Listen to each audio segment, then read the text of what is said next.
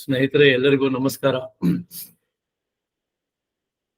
ನಾನು ಯಾವಾಗಲೂ ಹೇಳ್ತೇನೆ, ನಾನು ವಾಸುದೇವ್ ಮತ್ತು ಶ್ರೀಮತಿ ವಾಸುದೇವ್ ಅವರಿಗೆ ಯಾವಾಗಲೂ ನಾನು ಆಭಾರಿಯಾಗಿರ್ತೇನೆ. ಯಾಕೆ ಅಂತಂದ್ರೆ ಇಂತಹ ಒಂದು ಒಳ್ಳೆಯ ವೇದಿಕೆಯನ್ನ ಕಲ್ಪಿಸಿಕೊಟ್ಟಿದ್ದಾರಲ್ಲ, ಇದು ನಿರಂತರವಾಗಿ ನಡೆಸ್ಕೊಂಡು ಬರ್ತಾ ಇದ್ದಾರೆ ಅನ್ನೋದು ಬಹಳ ಸಂತೋಷದ ವಿಚಾರ. ಬಹಳಷ್ಟು ಕಡೆ ಏನೋ 1 ವರ್ಷ 2 ವರ್ಷ ಮಾಡಿ ಬಿಟ್ಟು ಬಿಡ್ತಾರೆ, ಆದ್ರೆ ನೀವು ನಿರಂತರವಾಗಿ ನಡೆಸ್ಕೊಂಡು ಬರ್ತಾ ಇದ್ದೀರಾ. ಕಮ್ ವಾಟ್ ಮೇ, ಸೋಮವಾರ ಮಂಗಳವಾರ ಹೀಗೆ ನಿರಂತರವಾಗಿ ನಡೆಸ್ಕೊಂಡು ಬರ್ತಾ ಇರೋದು ಒಂದು ಯಜ್ಞ ಅಂತ ನಾನು ಅನ್ಕೊಂಡಿದ್ದೇನೆ. ಸ್ನೇಹಿತರೆ, ನನಗೆ ಶ್ರೀಮತಿ ವಾಸುದೇವ್ ಅವರು ಯಾವ ವಿಚಾರದ ಬಗ್ಗೆ ಚರ್ಚೆ ಮಾಡ್ತೀರಾ ಅಂತ ಕೇಳಿದಾಗ ನನಗೆ ಅನಿಸಿದ್ದು, ಯಾಕಂದ್ರೆ ಇವತ್ತಿಗೆ ನಮ್ಮ ಸಮಾಜದಲ್ಲಿ ನಾನು ನೋಡ್ತಾ ಇರೋ ಹಾಗೆ, ಬಹುಶಃ ನೀವೆಲ್ಲರೂ ನೋಡ್ತಾ ಇರೋ ಹಾಗೆ, ನಮ್ಗೆ ದೊಡ್ಡ ಸಮಸ್ಯೆ ಆಗ್ತಾ ಇರೋದು ಈ ಸಂವಹನ ಅಂತ ಏನ್ ಹೇಳ್ತೀವಿ, ಕಮ್ಯುನಿಕೇಶನ್. ಇನ್ಫ್ಯಾಕ್ಟ್ ಬಹಳ ಜನ ಜನರೇಷನ್ ಗ್ಯಾಪ್ ಅಂತ ಮಾತಾಡ್ತಾರೆ. ನಾನು ಅವ್ರಿಗೆಲ್ಲ ಹೇಳ್ತೇನೆ, ಜನರೇಷನ್ ಗ್ಯಾಪ್ ಅನ್ನೋದು ಏನಿಲ್ಲ. ಏನಾದರೂ ಇದ್ರೆ ಅದು ಕಮ್ಯುನಿಕೇಶನ್ ಗ್ಯಾಪ್ ಅಷ್ಟೆ. ಸೊ ಹಾಗಾಗಿ ಈ ಮಾತು ಬೆಳ್ಳಿ ಮೌನ ಬಂಗಾರ ಅನ್ನೋ ವಿಚಾರವನ್ನ ನಿಮ್ಮ ಮುಂದೆ ಪ್ರಸ್ತುತಪಡಿಸ್ಬೇಕು ಅಂತ ನಾನು ಬಹಳ ಕಾತುರದಿಂದ ಕುಳಿತಿದ್ದೇನೆ. ಸ್ನೇಹಿತರೆ, ಇವತ್ತು ಪ್ರಪಂಚದಾದ್ಯಂತ ಎಲ್ಲರಿಗೂ ಕೂಡ ಬೇಕಾಗಿರುವಂತಹ 2 ಕೌಶಲಗಳು ಯಾವುದು ಅಂತಂದ್ರೆ, ಬಹಳ ಜನ ಹೇಳ್ತಾರೆ ಜಾಗತಿಕವಾಗಿ ಇವತ್ತು ಒಂದು ಈ ಸಂವಹನ, ಮತ್ತೊಂದು ಅಂತರ್ವ್ಯಕ್ತಿ ಸಂಬಂಧಗಳು, ಇಂಟರ್ ಪರ್ಸನಲ್ ರಿಲೇಶನ್ಶಿಪ್ ಮತ್ತೆ ಕಮ್ಯುನಿಕೇಶನ್. ಯಾಕಂದ್ರೆ ಇವತ್ತು ನಾವು ಏನು ಬಹಳಷ್ಟು ನಮ್ಮ ಸಮಾಜದಲ್ಲಿ ಸಮಸ್ಯೆಗಳನ್ನು ನೋಡ್ತಾ ಇದ್ದೀವಿ, ನಮ್ಮ ಕುಟುಂಬಗಳಲ್ಲಿ ಸಮಸ್ಯೆ ನೋಡ್ತಾ ಇದ್ದೀವಿ. ಅದಕ್ಕೆ ಮೂಲ ಕಾರಣ ಈ ಸಂವಹನ. ಹಾಗಾಗಿ ಇವತ್ತು ಕೆಲವು ವಿಚಾರಗಳನ್ನು ಶ್ರೀಯುತ ವಾಸುದೇವ್ ಅವರು ಹೇಳಿದಾಗೆ, ಕೆಲವು ವಿಷಯಗಳು, ಅದರೊಟ್ಟಿಗೆ ಕೆಲವು ನನ್ನ ಅನುಭವಗಳನ್ನ ನಿಮ್ಮ ಮುಂದೆ ಇಡ್ಲಿಕ್ಕೆ ಇಷ್ಟಪಡ್ತೇನೆ. ಯಾವುದೇ ವಿಚಾರ ತಗೊಂಡಾಗ ನನಗನ್ಸೋದು, ನಾವು ನಮ್ಮ ಅನುಭವಗಳನ್ನು ಹಂಚಿಕೊಂಡಾಗ ನಾವು ಅದಕ್ಕೆ ಬಹಳ ಬೇಗ ರಿಲೇಟ್ ಮಾಡ್ಕೊಳ್ಳಿಕ್ಕೆ ಸಾಧ್ಯ ಆಗುತ್ತೆ, ಅರ್ಥ ಮಾಡ್ಕೊಳ್ಳಿಕ್ಕೆ ಸಾಧ್ಯ ಆಗುತ್ತೆ. ಅದನ್ನ ಆಲೋಚನೆ ಮಾಡಿ ಒಂದು ಚಿಂತನೆಯನ್ನ ನಡೆಸಿ ಅಳವಡಿಸ್ಕೊಳ್ಳೋದಕ್ಕೂ ಕೂಡ ಸಹಾಯ ಆಗುತ್ತೆ ಅಂತ ನಾನು ನಂಬಿದ್ದೇನೆ. ಸಾಮಾನ್ಯವಾಗಿ ನಮ್ಮಲ್ಲಿ ಒಂದು ಮಾತು ಹೇಳ, ಮಾತು ಬಲ್ಲವನಿಗೆ ಜಗಳವಿಲ್ಲ, ಊಟ ಬಲ್ಲವನಿಗೆ ರೋಗವಿಲ್ಲ. ಈ ಮಾತು ನಾವು ಒಂದು ನಾಣ್ಣುಡಿಯಾಗೋ ಅಥವಾ ಒಂದು ಗಾದೆ ಮಾತಾಗೋ ನಾವು ತಗೊಂಡ್ಬಿಟ್ಟು ಬಹಳಷ್ಟು ಕಡೆ ಉಪಯೋಗ ಮಾಡ್ತೀವಿ. ಆದ್ರೆ ಸ್ನೇಹಿತರೆ, ಇದರ ಆಳಕ್ಕೆ ಹೋದಾಗ, ಇದರ ಹರಿವನ್ನ ನಾವು ಅರ್ಥ ಮಾಡಿಕೊಂಡಾಗ, ನಮ್ಮ ಹಿರಿಯರು ಎಷ್ಟು ಸ್ಪಷ್ಟವಾಗಿ ಹೇಳಿದ್ದಾರೆ. ಇವತ್ತು ಮ್ಯಾನೇಜ್ಮೆಂಟ್ ಓದುವಂತಹ ವಿದ್ಯಾರ್ಥಿಗಳು ಕೂಡ ಕಮ್ಯುನಿಕೇಶನ್ ಬಗ್ಗೆ ಚರ್ಚೆ ಮಾಡುವಾಗ, ಅಧ್ಯಯನ ಮಾಡುವಾಗ ಈ ವಿಚಾರವನ್ನ ಅರ್ಥ ಮಾಡ್ಕೊಳ್ತಾರೆ, ಓದ್ತಾರೆ. ಮಾತು ಬಲ್ಲವನಿಗೆ ಜಗಳವಿಲ್ಲ ಅಂದ್ರೆ ಅರ್ಥ, ಸ್ನೇಹಿತರೆ, ನಮ್ಮ ಮಾತುಗಾರಿಕೆಗೆ ಅಷ್ಟು ಬೆಲೆಯನ್ನ ನಾವು ಕೊಟ್ಟಿದ್ದೇವೆ. ಮಾತು ಮಾಣಿಕ್ಯ ಅಂತ ಕರೀತೇವೆ. ಯಾರಿಗೆ ಮಾತಾಡುವ ಕಲೆ ಕರಗತವಾಗಿದೆ, ಮಾತಾಡುವ ಕಲೆ ಗೊತ್ತಿದೆ, ಆ ಕೌಶಲ ಗೊತ್ತಿದೆ, ಯಾರಿಗೆ ತಮ್ಮ ಮಾತಿನ ಬಗ್ಗೆ ಹಿಡಿತ ಇದೆ, ಯಾರು ಆಲೋಚನೆ ಮಾಡಿ ಮಾತಾಡ್ತಾರೆ, ಮಾತಾಡ್ಬಿಟ್ಟು ಯೋಚನೆ ಮಾಡೋದಲ್ಲ, ಯಾರು ಆಲೋಚನೆ ಮಾಡಿ ಮಾತಾಡ್ತಾರೆ, ಅಂಥವ್ರಿಗೆ ಬಹಳ ಸುಲಭವಾಗಿ ಜೀವನದಲ್ಲಿ ಯಶಸ್ಸು ಸಿಗತ್ತೆ ಅಂತ ಇವತ್ತು ಪಂಡಿತರು ಹೇಳ್ತಾರೆ. ನೋಡಿ, ಮಾತು ಒಂದು ಕಡೆ ನಾವು ಬೆಳ್ಳಿ ಅಂತ ಹೇಳಿದ್ರೆ, ಮೌನ ಮತ್ತು ಕೂಡ ಬಹಳ ಮುಖ್ಯವಾಗಿ ನಮ್ಮ ಮುಂದೆ ಬರುತ್ತೆ. ಹಾಗಾಗಿ ನಮ್ಮ ಹಿರಿಯರು ಹೇಳ್ತಾರೆ, ಮಾತು ಬೆಳ್ಳಿ, ಮೌನ ಬಂಗಾರ. ನಾವು ಎಲ್ಲಿ ಮಾತಾಡಬೇಕು, ಹೇಗೆ ಮಾತಾಡಬೇಕು, ಎಷ್ಟು ಮಾತಾಡಬೇಕು, ಯಾರೊಟ್ಟಿಗೆ ಹೇಗೆ ನಾವು ನಡ್ಕೊಳ್ಬೇಕು, ಇದು ಒಂದು ಕಡೆ ಆದ್ರೆ ಹೇಗೆ ನಾವು ಮೌನವಾಗಿರೋದನ್ನು ಕೂಡ ಕಲಿಬೇಕು. ಇದು ಮಾತುಗಾರಿಕೆಯ ದೃಷ್ಟಿಯಿಂದ ಮತ್ತೆ ಅಧ್ಯಾತ್ಮ ಸಾಧನೆಯ ದೃಷ್ಟಿಯಿಂದ ಕೂಡ ಮೌನ ಬಹಳ ಮುಖ್ಯವಾಗಿ ಬೇಕಾಗುತ್ತೆ. ಅದರಿಂದ ಇದನ್ನು ನಾವು ಅರ್ಥ ಮಾಡ್ಕೊಳ್ಬೇಕಾಗುತ್ತೆ. ಸಂವಹನ ಅಂದ್ರೆ ಬರೀ ಮಾತಾಡೋದು ಅಷ್ಟೇ ಆಗುದಿಲ್ಲ. ಮೌನವಾಗಿ ಬೇರೆಯವರು ಏನು ವಿಚಾರವನ್ನ ಹೇಳ್ತಾರೆ ಅದನ್ನು ಆಲಿಸುವಂತಹ ಕೌಶಲವನ್ನು ಕೂಡ ನಾವು ಬೆಳೆಸ್ಕೊಳ್ಬೇಕು. ಒಂದು ಕಡೆ ಒಬ್ಬ ಮನೋವಿಜ್ಞಾನಿ ಹೇಳ್ತಾನೆ, if you are listening to the person who is talking with you, that is the very first sign that you are respecting the person who is talking with you. ನೀವು ಬೇರೆಯವರು ನಿಮ್ಮೊಡನೆ ಮಾತಾಡುವಾಗ, ನಿಮ್ಮ ಜೊತೆ ವಿಚಾರವನ್ನ ವಿನಿಮಯ ಮಾಡಿಕೊಳ್ಳುವಾಗ ಗಾಢವಾಗಿ ಆಲಿಸೋದಿದೆ ನೋಡಿ. ನೀವು ಆಲಿಸ್ತಾ ಇದ್ರೆ ಮಾತನಾಡುವವರಿಗೆ ಕೊಡುವ ಒಂದು ಮರ್ಯಾದೆ, ಗೌರವ ಅನ್ನೋ ಮಾತನ್ನ ಆ ಮನಃಶಾಸ್ತ್ರಜ್ಞ ಹೇಳ್ತಾರೆ. ಸೊ ಹಾಗಾಗಿ ಮೊದಲು ನಾವು ಮೌನವಾಗಿ ಕುಳಿತು ಬೇರೆಯವರನ್ನು ಆಲಿಸುವುದನ್ನ ಕಲಿಬೇಕು. ಮಾತಾಡ್ಲಿಕ್ಕೆ ನಮ್ಗೆ ಸಾಕಷ್ಟು ವಿಚಾರಗಳು ಇರುತ್ತೆ, ಇಲ್ಲ ಅಂತಲ್ಲ. ಆದ್ರೆ ಬಹಳ ಮುಖ್ಯವಾಗಿ ಈ ಸಂವಹನ ಕಲೆಯಲ್ಲಿ ಬೇರೆಯವರು ಏನು ಹೇಳ್ತಾರೆ ಅದನ್ನ ಆಲಿಸಿ ನಂತರ ನಮ್ಮ ಅನಿಸಿಕೆಗಳನ್ನು ಹೇಳೋದು. ಯಾವಾಗ್ಲೂ ಕೂಡ ನನ್ನ ತಾತ ಒಂದು ಮಾತು ಹೇಳೋರು, ಯಾರಾದ್ರೂ ಮಾತಾಡ್ತಾ ಇದ್ರೆ ನಿನಗೆ ಎಷ್ಟೇ ಅಲ್ಲಿ ನಾನು ಏನಾದ್ರೂ ಹೇಳಬೇಕು ಅಂತ ಅವಸರ ಇದ್ರೂ ಕೂಡ ಅವರು ಮಾತು ಮುಗಿಸುವ ತನಕ ನೀನು ತುಟಿ ಬಿಚ್ಚಬಾರದು ಅನ್ನೋ ಮಾತನ್ನು ನನ್ನ ತಾತ ಯಾವಾಗ್ಲೂ ಹೇಳೋರು. ಹಾಗಾಗಿ ಈ ಮೌನವನ್ನ ಕೂಡ ನಾವು ಅಭ್ಯಾಸ ಮಾಡಬೇಕಾಗತ್ತೆ. ಮಾತು ಬೆಳ್ಳಿ, ಮೌನ ಬಂಗಾರ. ಇದ್ರ ಬಗ್ಗೆ ಸ್ವಲ್ಪ ನಿಮ್ಮೊಡನೆ ವಿಚಾರವನ್ನ ವಿನಿಮಯ ಮಾಡಿಕೊಂಡು ನಾನು ಆಗ್ಲೇ ಹೇಳಿದಾಗೆ ಕೆಲವು ನನ್ನ ಅನುಭವಗಳನ್ನ ಈ ವಿಚಾರಕ್ಕೆ ಪೂರಕವಾಗಿ ನಿಮ್ ಜೊತೆ ಹಂಚಿಕೊಳ್ಬೇಕು. ಮತ್ತೆ ನಮ್ಮ ಸಾಹಿತಿಗಳು, ನಮ್ಮ ವಚನಕಾರರು ಈ ವಿಚಾರದ ಬಗ್ಗೆ ಏನ್ ಹೇಳಿದ್ದಾರೆ, ಎಷ್ಟು ಆಳವಾಗಿ ಅಧ್ಯಯನ ಮಾಡುವಂತಹ ಸರಕನ್ನ ನಮ್ಮ ಮುಂದೆ ಇಟ್ಟು ಹೋಗಿದ್ದಾರೆ. ಇದನ್ನು ನಾವು ಬಹುಶಃ ಇವತ್ತು ಅರ್ಥ ಮಾಡ್ಕೊಂಡಿಲ್ಲ. ನೋಡಿ, ಈ ವಿಚಾರದ ಬಗ್ಗೆ ನಾವು ಕೂಲಂಕುಷವಾಗಿ ಚರ್ಚೆ ಮಾಡ್ಬೇಕಂತಂದ್ರೆ ಬಸವಣ್ಣನವರ ಒಂದೇ ಒಂದು ವಚನ ಸಾಕು, 1-1.5 ಗಂಟೆಗಳ ಕಾಲ ನಾವು ಚರ್ಚೆ ಮಾಡ್ಲಿಕ್ಕೆ ಸಾಧ್ಯ ಇದೆ. ಅದು ಎಷ್ಟು ಸೊಗಸಾಗಿ ಅವ್ರು ಹೇಳ್ತಾರೆ, ನುಡಿದರೆ ಮುತ್ತಿನ ಹಾರದಂತಿರಬೇಕು. ಒಂದೊಂದೇ ಸಾಲನ್ನ ನಾವು ಅರ್ಥ ಮಾಡ್ಕೊಳ್ತಾ ಹೋಗೋಣ. ನುಡಿದರೆ ಮುತ್ತಿನ ಹಾರದಂತಿರಬೇಕು ಅಂದ್ರೆ ಸ್ನೇಹಿತರೆ, ನುಡಿ ಮುತ್ತುಗಳು ಅಂತ ನಾವು ಕರಿತೇವೆ. ನಾವು ಏನು ಶಬ್ದ ಅಂತ ಕರಿತೇವೆ, ವಾಣಿ ಅಂತ ಕರಿತೇವೆ, ಪ್ರತಿಯೊಂದು ಶಬ್ದಕ್ಕೆ ಅದರದೇ ಆದ ಅರ್ಥ ಇರುತ್ತೆ, ಭಾವಾರ್ಥ ಇರುತ್ತೆ. ಹಾಗಾಗಿ ನಾನು ಇಲ್ಲಿ ಯಾವ ಪದವನ್ನ ಬಳಸಬೇಕು, ಏನು ಹೇಳಿ ನಿಲ್ಲಿಸಬೇಕು, ಎಷ್ಟು ಹೇಳಬೇಕು, ಇದನ್ನ ಅರಿತು ಒಂದೊಂದು ಪದವನ್ನು ನಾನು ಜೋಡಿಸ್ತಾ ಹೋದ್ರೆ ಅದು ಒಂದು ಒಳ್ಳೆಯ ಮುತ್ತಿನ ಹಾರದಂತಾಗತ್ತೆ. ಬರೀ ಒಂದೇ ಒಂದು ಮುತ್ತಲ್ಲ, ಮುತ್ತುಗಳನ್ನ ಜೋಡಿಸಿ ಒಂದು ಸುಂದರವಾದ ಹಾರವನ್ನ ಮಾಡುವ ಚೈತನ್ಯ ನಮ್ಮದಾಗುತ್ತೆ. ಅದನ್ನ ಬಸವಣ್ಣನವರು ಬಹಳ ಸೊಗಸಾಗಿ ಈ ಸಾಲಿನಲ್ಲಿ ಹೇಳ್ತಾರೆ.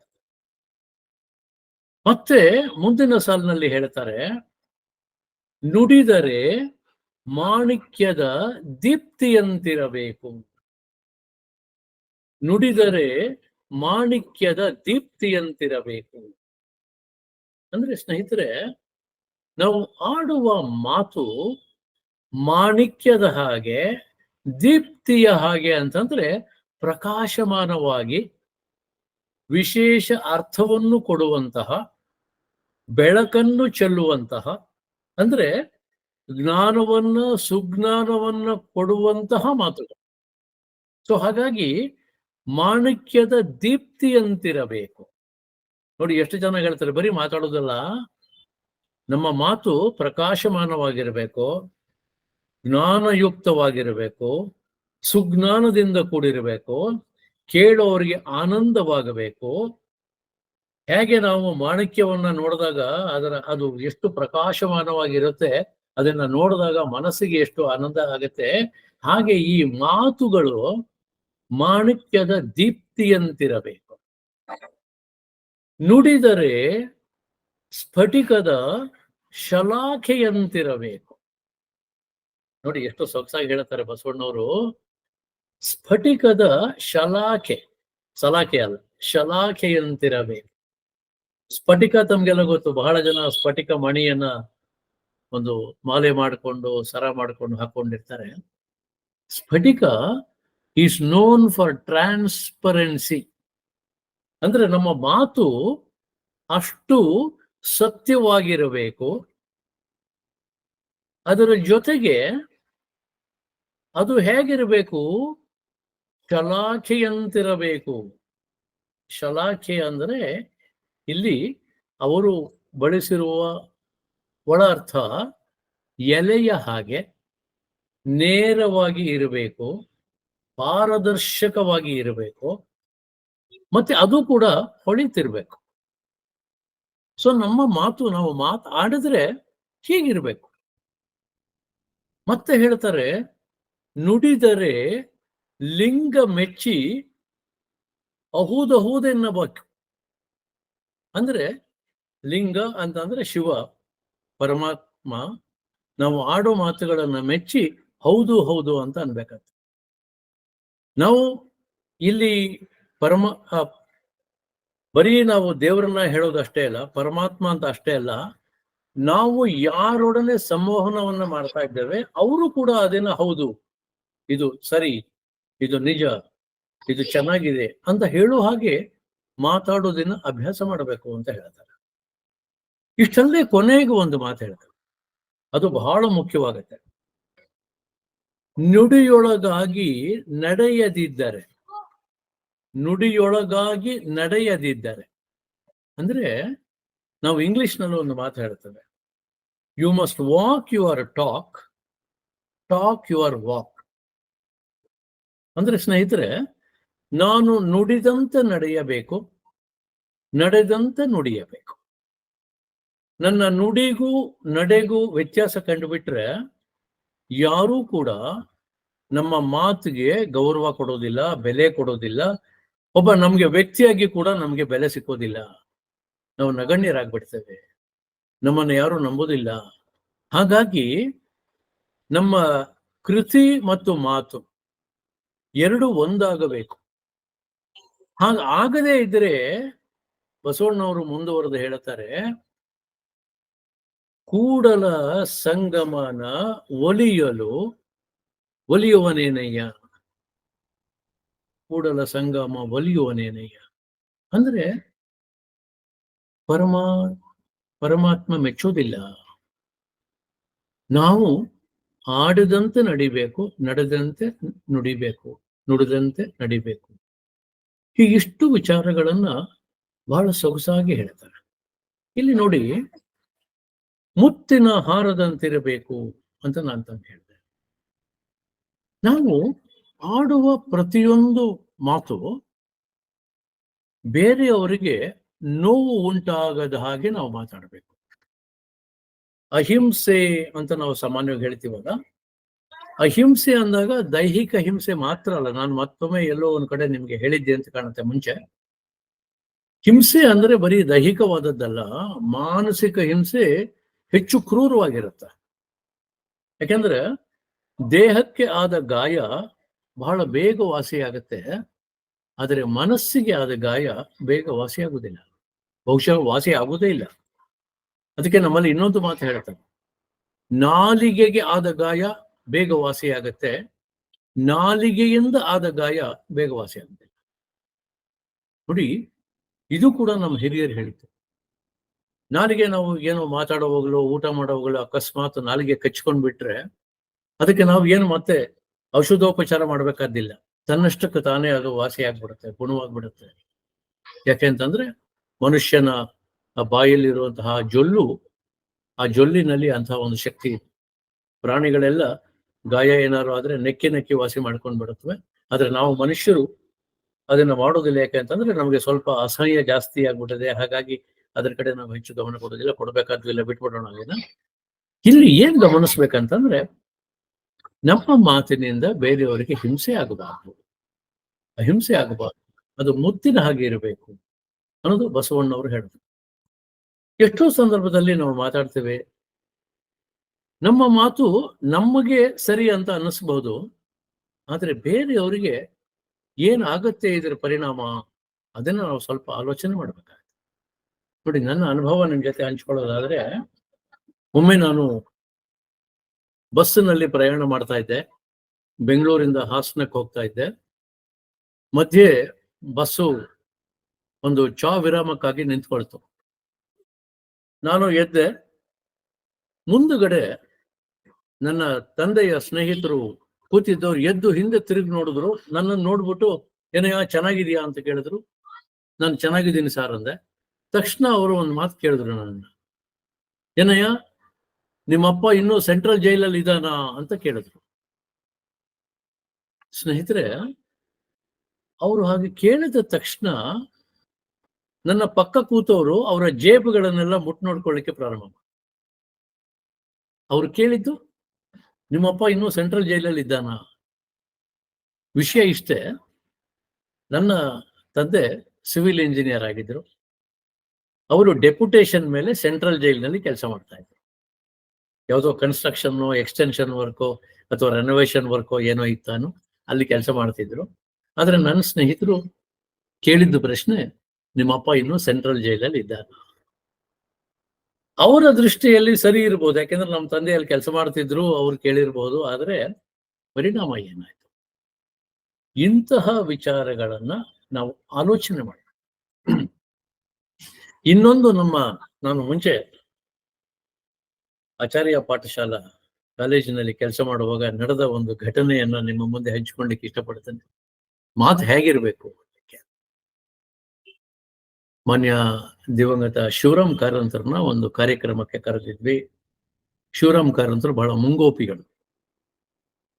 ಅವರು ಸುಮಾರು 1-1.5 ಗಂಟೆಗಳ ಕಾಲ ಅಧ್ಯಾತ್ಮದ ಬಗ್ಗೆ ಬಹಳ ಆಳವಾಗಿ ವಿಷಯ ಪ್ರಸ್ತಾಪನೆ ಮಾಡ್ತಾ ಇದ್ರು. ನಮ್ಮ ಹುಡುಗರಿಗೆ, ಕಾಲೇಜ್ ಹುಡುಗರಿಗೆ ಅದು ಇಷ್ಟ ಆಗ್ಲಿಲ್ಲ. ವಿದ್ಯಾರ್ಥಿ ನಾಯಕ ಬಂದ, ಅವರಿಗೆ ಗೌರವ ಮಾಡಬೇಕು. ವೇದಿಕೆ ಮೇಲೆ ಅವರನ್ನ ಚೇರ್ನಲ್ಲಿ ಕೂಡಿಸಿ, ವಿಶೇಷವಾದ ಒಂದು ಚೇರ್ ಹಾಕಿ ಕೂಡಿಸಿ ಅವರ ಪರಿಚಯವನ್ನ ಮಾಡಿಕೊಡ್ಬೇಕು. ನಮ್ಮ ವಿದ್ಯಾರ್ಥಿ ಬಂದು ಅವರು ಚೇರ್ ಮೇಲೆ ಕೂತ್ಕೊಂಡ ತಕ್ಷಣ ಹೇಳ್ದ, ಮಾನ್ಯ ಶಿವರಾಮ್ ಕಾರಂತರು ನಮ್ಮ ಕರೆಗೆ ಹೋಗೊಟ್ಟು ಇಲ್ಲಿ ಬಂದು ಸುಮಾರು 1.5 ಗಂಟೆಗಳ ಕಾಲ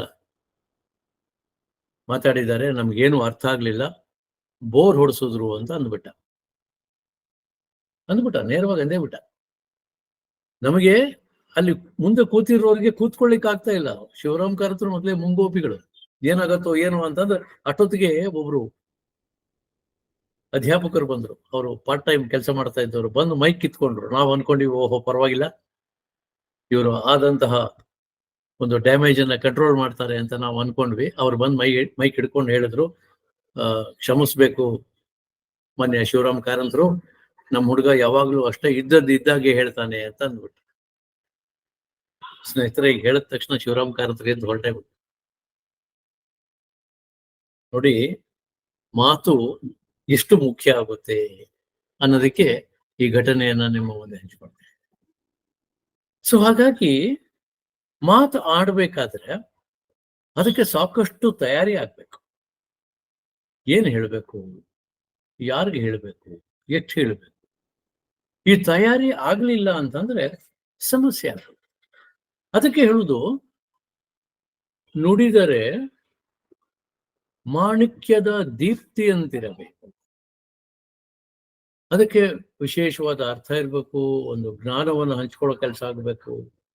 ಅಷ್ಟೇ ಅಲ್ಲ, ಎಲ್ಲಿ ಹೇಗೆ ಪಂಕ್ಚುಯೇಷನ್ ಅಂತ ನಾವೇನು ಹೇಳ್ತೀವಲ್ಲ, ಎಲ್ಲಿ ಒತ್ತು ಕೊಡಬೇಕು, ಎಲ್ಲಿ ದೀರ್ಘ ಇರಬೇಕು, ಇವೆಲ್ಲವನ್ನು ನಾವು ಗಮನಿಸ್ಬೇಕಾಗುತ್ತೆ. ನನ್ನ ಗುರುಗಳು ಒಮ್ಮೆ ಒಂದು ವಾಕ್ಯವನ್ನು ಬರೆದರು. ಕಪ್ಪು ಹಲಗೆಯ ಮೇಲೆ ಒಂದು ವಾಕ್ಯವನ್ನ ಬರೆದು, ಪರ್ವತದೊಳ್ ಶಿಲೆ ಪಾಲ್ಗರಿಯೆ, ಪಶುವು ಮಗುವ ನೆತ್ತಿ ಮುದ್ದಾಡೆ, ನಾರಿ ವೇದವನೋದಲ್, ಬ್ರಾಹ್ಮಣ ಕಾಗೆ ಮಾಂಸವ ತಿನ್ನಲ್, ಅದೇನು ಆಶ್ಚರ್ಯಂ ಅಂತ ಬರುತ್ತೆ. ನಮಗೆ ಏನಿದು, ಏನ್ ಬರಿತಾ ಇದ್ದಾರೆ ಅರ್ಥವೇ ಆಗ್ತಾ ಇಲ್ವಲ್ಲ. ಪರ್ವತದೊಳ್ ಶಿಲೆ ಪಾಲ್ಗರಿಯೆ, ಹೆಂಗೆ ಸಾಧ್ಯ? ಪರ್ವತದಲ್ಲಿ ಶಿಲೆ ಹಾಲೇನ್ ಕೊಡುತ್ತೆ? ಪಶುವು ಮಗುವ ನೆತ್ತಿ ಮುದ್ದಾಡೆ, ಪಶು ಬಹುಶಃ ಒಂದು ದನ, ಹಸುನೋ ಎಮ್ಮೆನೋ, ಮಗುವ ನೆತ್ತಿ ಮುದ್ದಾಡೆ, ಹೇಗೆ, ಏನ್ ಸಾಧ್ಯ ಇದು? ನಾರಿ ವೇದವನ್ನು ಓದಲ್, ಓಕೆ, ಅದರಲ್ಲಿ ಏನು ಅಂಥ ಇದಿಲ್ಲ, ನಾರಿ ವೇದವನ್ನ ಓದಬಹುದು. ಬಹುಶಃ ಬಹಳ ಹಿಂದೆ ಓದ್ಲಿಕ್ಕೆ ಬಿಡ್ತಾ ಇರ್ಲಿಲ್ವೋ ಏನೋ ಗೊತ್ತಿಲ್ಲ, ಆದ್ರೆ ಈಗ ಏನು ತೊಂದರೆ ಇಲ್ಲ, ಬಹಳ ಜನ ಓದ್ತಾರೆ, ಓದಿದ್ರೆ ಏನು ತಪ್ಪಿಲ್ಲ. ಕೆಲವು ಆಚರಣೆಗಳನ್ನ ನಾವು ಯಾರೋ ಹೇಳಿದ್ರು ಯಾವುದೋ ಕಾರಣಕ್ಕೆ ಅನ್ನೋದನ್ನ ಬಿಟ್ಟು ಈಗ ಹೊಸದಾಗಿ ಬರ್ತಾ ಇದ್ದೀವಿ, ತಪ್ಪಿಲ್ಲ.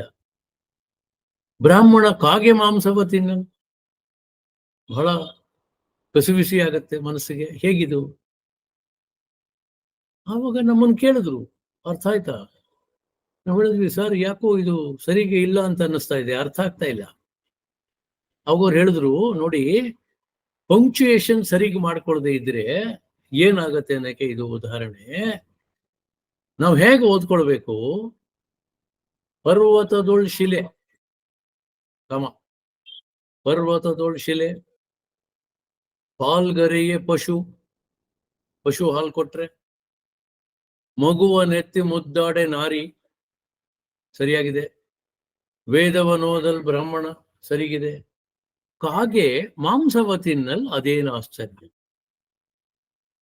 ಇದು ಎಷ್ಟು ಮುಖ್ಯ ಆಗತ್ತೆ ನಮಗೆ ಅಂತಂದ್ರೆ, ಮಾತಾಡುವಾಗ ಒಂದು ಅಕ್ಷರ ಆ ಕಡೆ ಈ ಕಡೆ ಹೋದ್ರೂ ತೊಂದರೆ ಆಗತ್ತೆ, ಅಥವಾ ಅದಕ್ಕೆ ನಾವು ಸರಿಯಾಗಿ ಒತ್ತು ಕೊಡೋ ಜಾಗದಲ್ಲಿ ಒತ್ತು ಕೊಡದೇ ಇದ್ರೆ, ಅಥವಾ ದೀರ್ಘ ಕೊಡೋ ಕಡೆ ಕೊಡದೇ ಇದ್ರೆ ಹೇಗೆ ತೊಂದರೆ ಆಗುತ್ತೆ. ಇಲ್ಲಿ ಅದಕ್ಕೆ ಬಸವಣ್ಣನವರು ಹೇಳಿದಾಗೆ ಸ್ಫಟಿಕದಂತೆ, ಅಂದ್ರೆ ಕ್ಲಾರಿಟಿ, ಕ್ಲಿಯರ್ ಆಗಿರ್ಬೇಕು. ಟ್ರಾನ್ಸ್ಪರೆಂಟ್ ಅಂತ ಏನ್ ಹೇಳ್ತೀವಲ್ಲ, ಟ್ರಾನ್ಸ್ಪರೆನ್ಸಿ ಎಲ್ಲಿದೆ ಅಲ್ಲಿ ಕ್ಲಾರಿಟಿ ಇದೆ, ಕ್ಲಿಯರ್ ಆಗಿದೆ. ಒಂದು ಗ್ಲಾಸ್ ಇದ್ದಂಗೆ ಕ್ಲಿಯರ್, ಅದು ಅಷ್ಟು ಕ್ಲಿಯರ್ ಆಗಿರ್ಬೇಕು. ನಮ್ಮ ಉಚ್ಚಾರಣೆ ಕೂಡ ಅಷ್ಟೇ ಕ್ಲಿಯರ್ ಆಗಿರ್ಬೇಕು. ನೋಡಿ, ಬಹಳ ವರ್ಷಗಳ ಹಿಂದೆ, ನಾನು ಆಕೆಯ ಹೆಸರನ್ನ ಹೇಳಲಿಕ್ಕೆ ಇಷ್ಟಪಡೋದಿಲ್ಲ, ಬಹುಶಃ ನಿಮ್ಮಲ್ಲಿ ಕೆಲವರಿಗೆ ಗೊತ್ತಾಗಬಹುದು ನಾನು ಹೇಳೋ ವಿಚಾರವನ್ನ ನೀವು ಕೇಳಿದಾಗ. ಆಕೆ ಕನ್ನಡದ ಒಂದು ಸುದ್ದಿ ವಾಹಿನಿಯ ನಿರೂಪಕಿಯಾಗಿ ಕೆಲಸ ಮಾಡ್ತಾ ಇದ್ರು. ನಂತರ ಅವರು ರಾಜಕೀಯಕ್ಕೆ ಬಂದರು, ಬಹಳ ಆವೇಶಭರಿತವಾಗಿ ಮಾತಾಡ್ತಾ ಇದ್ರು. ಒಮ್ಮೆ ಒಬ್ಬ ರಾಜಕೀಯ ನಾಯಕರನ್ನ ಅವರು ಸಂದರ್ಶನ ಮಾಡ್ತಾ ಇದ್ರು. ಸಂದರ್ಶನ ಮಾಡುವಾಗ ಒಂದು ಪ್ರಶ್ನೆ ಕೇಳಿದ್ರು. ಆ ಪ್ರಶ್ನೆ ಕೇಳಿದಾಗ ಈ ರಾಜಕೀಯ ನಾಯಕರಿಗೆ ಏನ್ ಹೇಳಬೇಕು ಅಂತ ಬಹುಶಃ ಗೊತ್ತಾಗ್ಲಿಲ್ವೇನೋ, ಒಂದು ನಿಮಿಷ ಮೌನವಾಗಿ ಆಲೋಚನೆ ಮಾಡ್ತಾ ಇದ್ರು. ನೋಡಿ, ಮೌನ ಯಾಕೆ ಬೇಕಾಗತ್ತೆ ಅಂದ್ರೆ, ಬಹಳಷ್ಟು ಸಂದರ್ಭದಲ್ಲಿ ಮೌನವಾಗಿದ್ದು ನಾವು ಆಲೋಚನೆ ಮಾಡಬೇಕಾಗುತ್ತೆ. ಈ ಪ್ರಶ್ನೆಗೆ ನಾನು ಏನು ಉತ್ತರ ಕೊಡಬೇಕು, ಹೇಗೆ ಕೊಡಬೇಕು, ಯಾವ ಪದಗಳನ್ನ ಬಳಸಬೇಕು, ಅಥವಾ ಯಾವ ನಾಣ್ಣುಡಿಯನ್ನ ಬಳಸಬೇಕು, ಸ್ವಲ್ಪ ಆಲೋಚನೆ ಮಾಡಬೇಕಾಗಿತ್ತು. ಅವರು ಒಂದು ನಿಮಿಷ ಮೌನವಾಗಿ ಕೂತಿದ್ರು. ಈಕೆ ಹೇಳಿ ಸಾರ್ ಅಂತ ಅಂದ್ರು. ಹೇಳಿ ಸಾರ್ ಅಂದ ತಕ್ಷಣ ಆ ನಾಯಕರು ಕುರ್ಚಿಯಿಂದ ಎದ್ದು ಬಿಟ್ರು. ಇಲ್ಲ ಇಲ್ಲ ಇಲ್ಲ, ಹೇಳ್ಬೇಡಿ, ಕೂತ್ಕೊಳ್ಳಿ ಎಂದ್ರು. ಅವರು ಕೂತ್ಕೊಂಡ್ಮೇಲೆ ಮತ್ತೆ ಹೇಳಿದ್ರು, ಕುಂತ್ಕೊಂಡೇ ಹೇಳಿ ಅಂತಂದ್ರು. ಇವರಿಗೆ ನಿಜವಾಗಿ ಕಸಿಬಿಸಿ ಆಯ್ತು, ಏನ್ ಮಾಡ್ಬೇಕು ಗೊತ್ತಾಗ್ತಾ ಇಲ್ಲ. ಹೇಳಿ ಅಂತ ಅಂದ್ರು, ಎದ್ದದ್ದಕ್ಕೆ ಬೇಡ ಕೂತ್ಕೊಳ್ಳಿ ಅಂದ್ರು, ಕೂತ್ಕೊಂಡ್ಮೇಲೆ ಕುಂತ್ಕೊಂಡೇ ಹೇಳಿ ಅಂದ್ರು.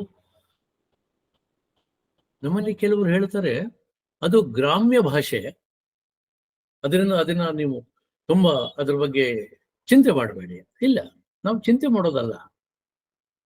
ನಾನು ಹೀಗೆ ಪದಗಳನ್ನ ಬಳಸಿದ್ರೆ ಬೇರೆಯವರಿಗೆ ಯಾವ ರೀತಿ ಅರ್ಥ ಆಗುತ್ತೆ ಅನ್ನೋದನ್ನ ನಾನು ಯೋಚನೆ ಮಾಡ್ತೀನಿ. ಹಾಗಾಗಿ ಕ್ಲಾರಿಟಿ ಆಫ್ ಥಾಟ್ ಇರಬೇಕು.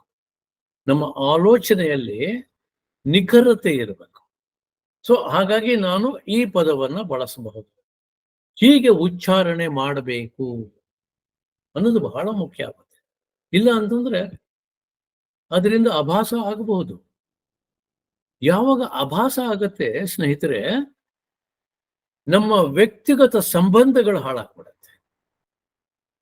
ಏನಾದರೂ ಒಂದು ಅವಾಚ್ಯ ಶಬ್ದವನ್ನ ಬಳಸಿದ್ರೆ ಅಥವಾ ಯಾರ್ದಾದ್ರೂ ಮನಸ್ಸಿಗೆ ನೋವಾಗೋ ಹಾಗೆ ನಾನು ಪದಪುಂಜವನ್ನ ನಾನು ಬಳಸ್ಬಿಟ್ರೆ, ನಿಮ್ಮ ಮನಸ್ಸಿಗೆ ನೋವಾದ್ರೆ ನಿಮ್ಮ ಸಂಬಂಧಕ್ಕೆ ದೊಡ್ಡ ಏಟು ಬೀಳಬಹುದು, ನಮ್ಮ ಸಂಬಂಧ ಹಾಳಾಗಬಹುದು. ಅದಕ್ಕೆ ಇಂಗ್ಲಿಷ್ನಲ್ಲಿ ಹೇಳ್ತಾರೆ, communication can make or mar relationships. ಅದು ಸಂಬಂಧವನ್ನ ಬೆಳೆಸಬಹುದು, ಉಳಿಸಬಹುದು ಅಥವಾ ಹಾಳು ಮಾಡಬಹುದು.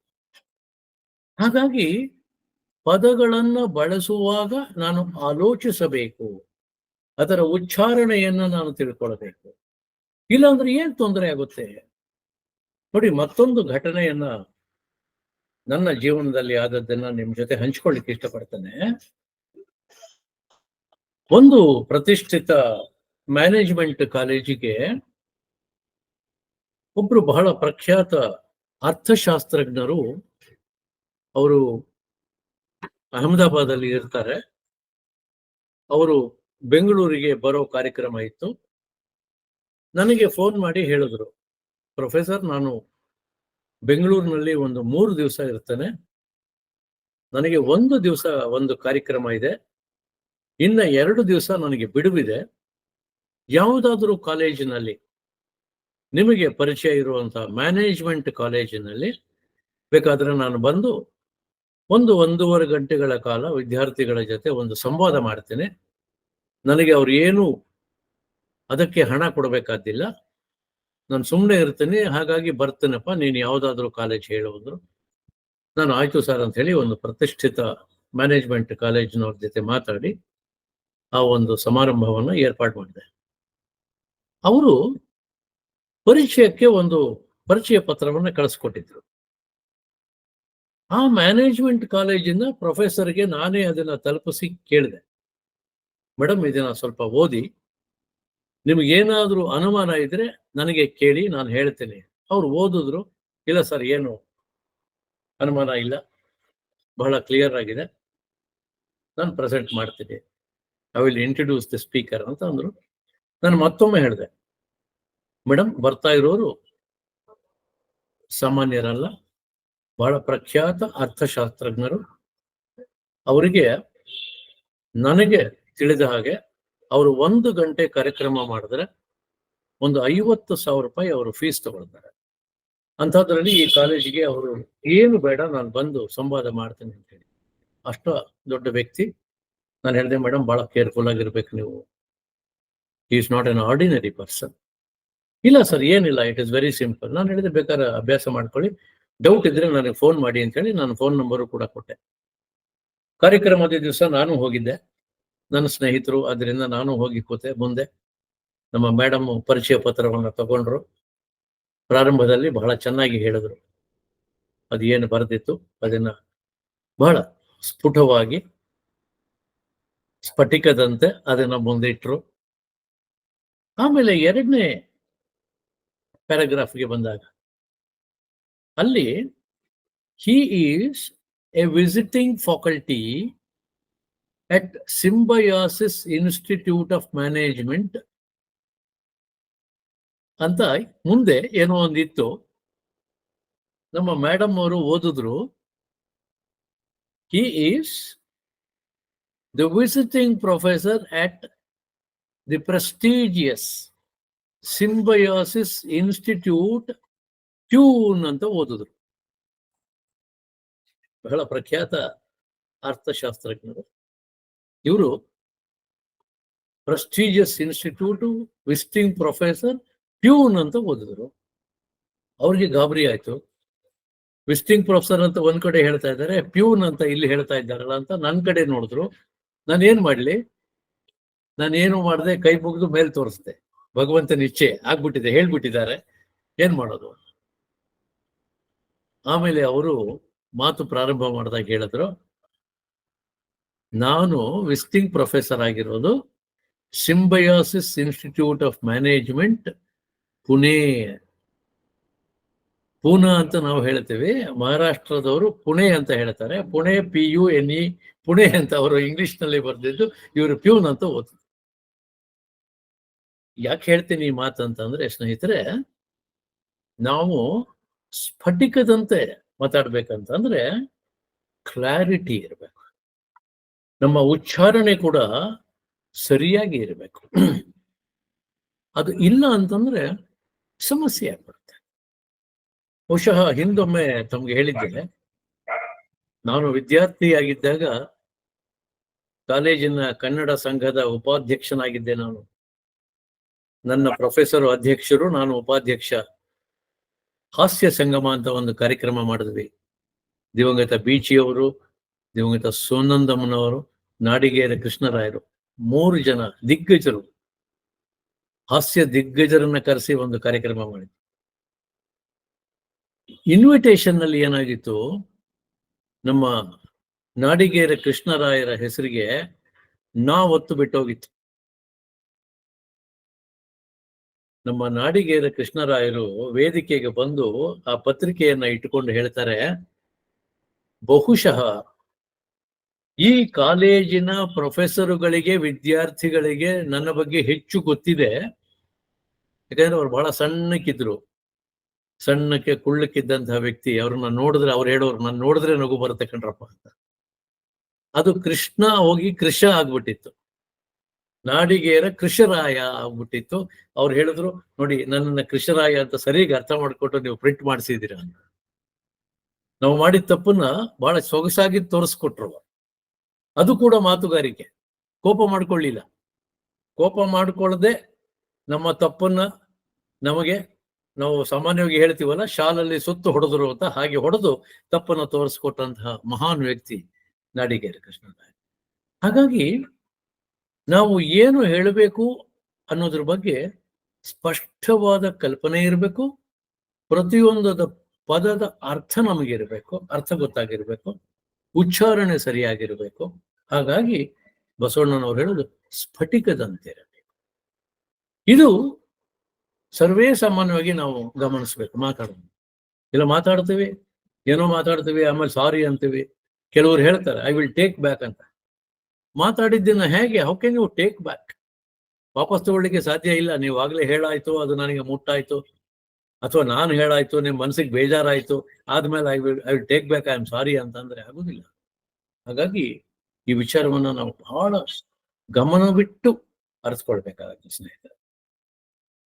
ಎಷ್ಟೋ ಸಂದರ್ಭದಲ್ಲಿ ನಮ್ಮಲ್ಲಿ ದೊಡ್ಡವರು ಅನಿಸ್ಕೊಂಡವರು ಕೂಡ, ಈಗ ನಮ್ಮ ರಾಜ್ಯದ ಮುಖ್ಯಮಂತ್ರಿಗಳು, ಅವರು ವಿಧಾನಸಭೆಯಲ್ಲಿ ಶಾಸಕರನ್ನ ಕೇಳ್ತಾರೆ, ಏನಯ್ಯ ನಿನಗೆ ಸಂಧಿ ಅಂದ್ರೆ ಗೊತ್ತಾ, ಸಮಾಸ ಅಂದ್ರೆ ಗೊತ್ತಾ ಅಂತ ಕೇಳ್ತಾರೆ. ನನಗ್ ಗೊತ್ತು ಅನ್ನುವ ಒಂದು ಅಹಂಕಾರದಲ್ಲಿ ನಿನಗೆ ಗೊತ್ತಾ ಅಂತ ಕೇಳ್ತಾರೆ. ಆದರೆ ಬಹಳ ಖೇದದ ಸಂಗತಿ ಅಂದ್ರೆ ಅವರಿಗೆ ಬಹುವಚನವೇ ಗೊತ್ತಿಲ್ವಲ್ಲ. ಎಲ್ಲಿ ಹೋದ್ರು, ಯಾರನ್ನ ಮಾತಾಡ್ಸಿದ್ರು ಏಕವಚನವೇ. ಮೋದಿಯವ್ರಿಗಾದ್ರೂ ಏಕವಚನ, ನಮ್ಮ ರಾಷ್ಟ್ರಪತಿ ದ್ರೌಪದಿ ಮುರ್ಮು ಆದ್ರೂ ಏಕವಚನ. ಅದಕ್ಕೆ ಯಾರು ಹೇಳ್ತಾ ಇದ್ರು ನೋಡಿ, ಅವ್ರ ಮೇಷ್ಟ್ರು ಏನೇನೋ ಹೇಳ್ಕೊಟ್ಟಿದ್ದಾರೆ, ವಚನವೇ ಹೇಳ್ಕೊಟ್ಟಿಲ್ಲ. ಹಾಗಾಗಿ ಸ್ನೇಹಿತರೆ, ನಾವು ಬಹಳ ಸ್ಪಷ್ಟವಾಗಿರ್ಬೇಕಾಗತ್ತೆ. ಪ್ರತಿಯೊಂದು ಮಾತನ್ನ ತೂಗಿಸಿ ಆಡಬೇಕು. ಯಾಕೆ ಹೀಗಾಗತ್ತೆ ನೋಡಿ, ನಮ್ಮ ಸಂಸ್ಕೃತದಲ್ಲಿ ಒಂದು ಒಳ್ಳೆಯ ಉಕ್ತಿ ಇದೆ, ಲಕ್ಷ್ಮೀರ್ ವಸತೆ ಜಿಹ್ವಾಗ್ರೆ ಜಿಹ್ವಾಗ್ರೆ ಮಿತ್ರ ಬಾಂಧವಾಹ, ಜಿಹ್ವಾಗ್ರೆ ಮಿತ್ರ ಬಾಂಧವಾಹ, ಜಿಹ್ವಾಗ್ರೆ ಬಂಧನೈವ, ಜಿಹ್ವಾಗ್ರೆ ಮರಣಂ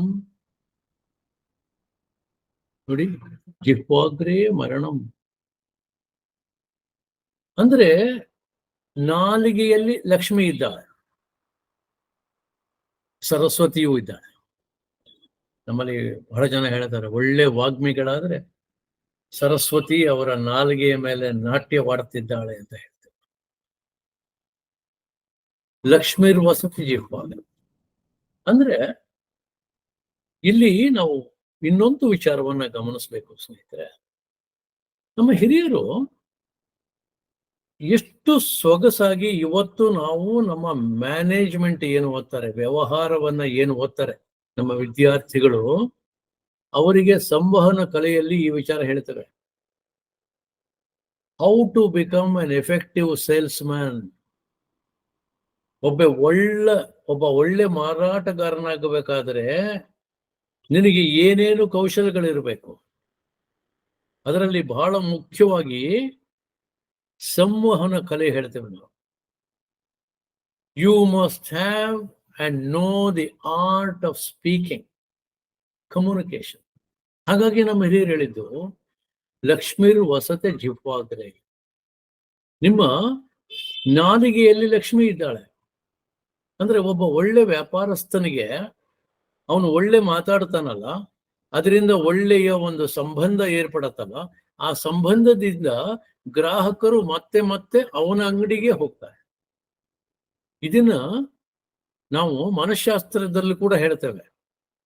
once you establish that rapport, ಯಾರ ಜೊತೆ ಆ ಒಂದು ವ್ಯವಹಾರದ ಸಂಬಂಧವನ್ನು ಏರ್ಪಡಿಸ್ಕೊಂಡಿದ್ದೀರಾ, ನಿಮ್ಮ ಮಾತುಗಾರಿಕೆಯಿಂದ, ನಿಮ್ಮ ನಡವಳಿಕೆಯಿಂದ, ಅಲ್ಲಿ ಮಾತು ಕೃತಿ ಒಂದಾಗಬೇಕು ಅಂತ ಬಸವಣ್ಣನವರು ಹೇಳಿದ ಹಾಗೆ, ಆದಾಗ ನಿಮ್ಮಲ್ಲಿ ವಿಶ್ವಾಸ ಇಟ್ಟು ಗ್ರಾಹಕರು ಮತ್ತೆ ಮತ್ತೆ ನಿಮ್ಮಲ್ಲಿಗೆ ಬರ್ತಾರೆ. ಹಂಗಾಗಿ ಲಕ್ಷ್ಮಿ ನಮ್ಮ ಜೊತೆ ಇರ್ತಾಳೆ ಅನ್ನೋ ಮಾತನ್ನ ನಮ್ಮ ಹಿರಿಯರು ಎಷ್ಟು ಸೊಗಸಾಗಿ ಹೇಳ್ತಾರೆ. ಜಿಹ್ವಾಗ್ರೆ ಮಿತ್ರ ಬಾಂಧವ. ನಮ್ಮ ಸ್ನೇಹಿತರಾಗ್ಲಿ ಬಂಧುಗಳಾಗ್ಲಿ ನಮ್ಮ ಜೊತೆ ಉಳಿಬೇಕಾದ್ರೆ ನಮ್ಮ ಮಾತು ಹಾಗಿರ್ಬೇಕು.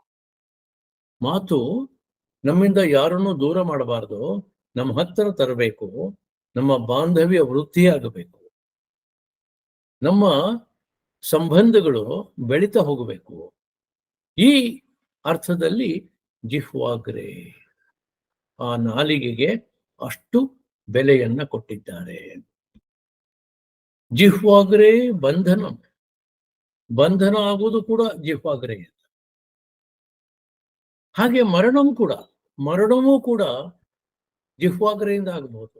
ಬಂಧನ ಆಗಬಹುದು, ಬಂಧನದಿಂದ ಮುಕ್ತಿ ಆಗಬಹುದು, ಅಥವಾ ಸಾವು ಬರಬಹುದು.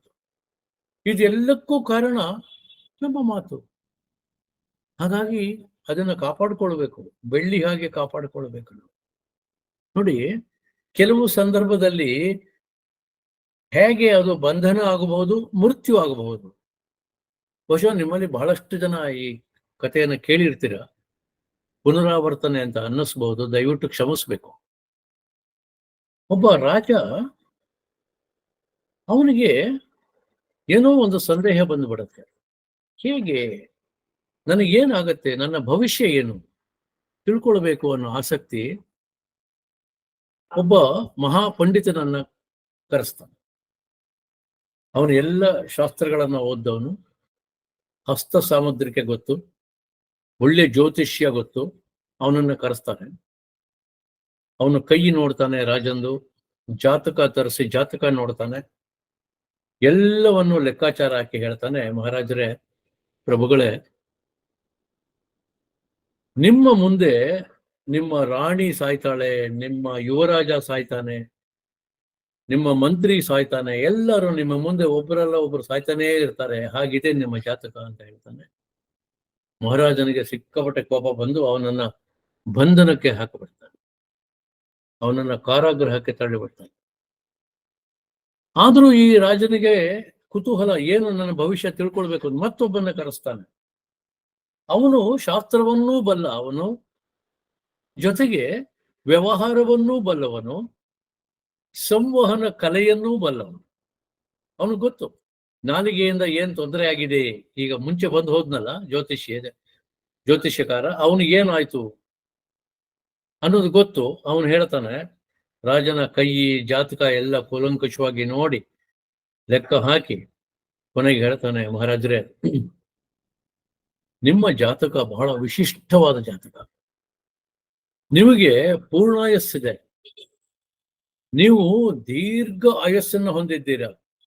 ನಿಮ್ಮ ಪರಿವಾರಕ್ಕಿಂತ ನೀವು ಪುಣ್ಯ ಮಾಡಿದ್ದೀರಾ.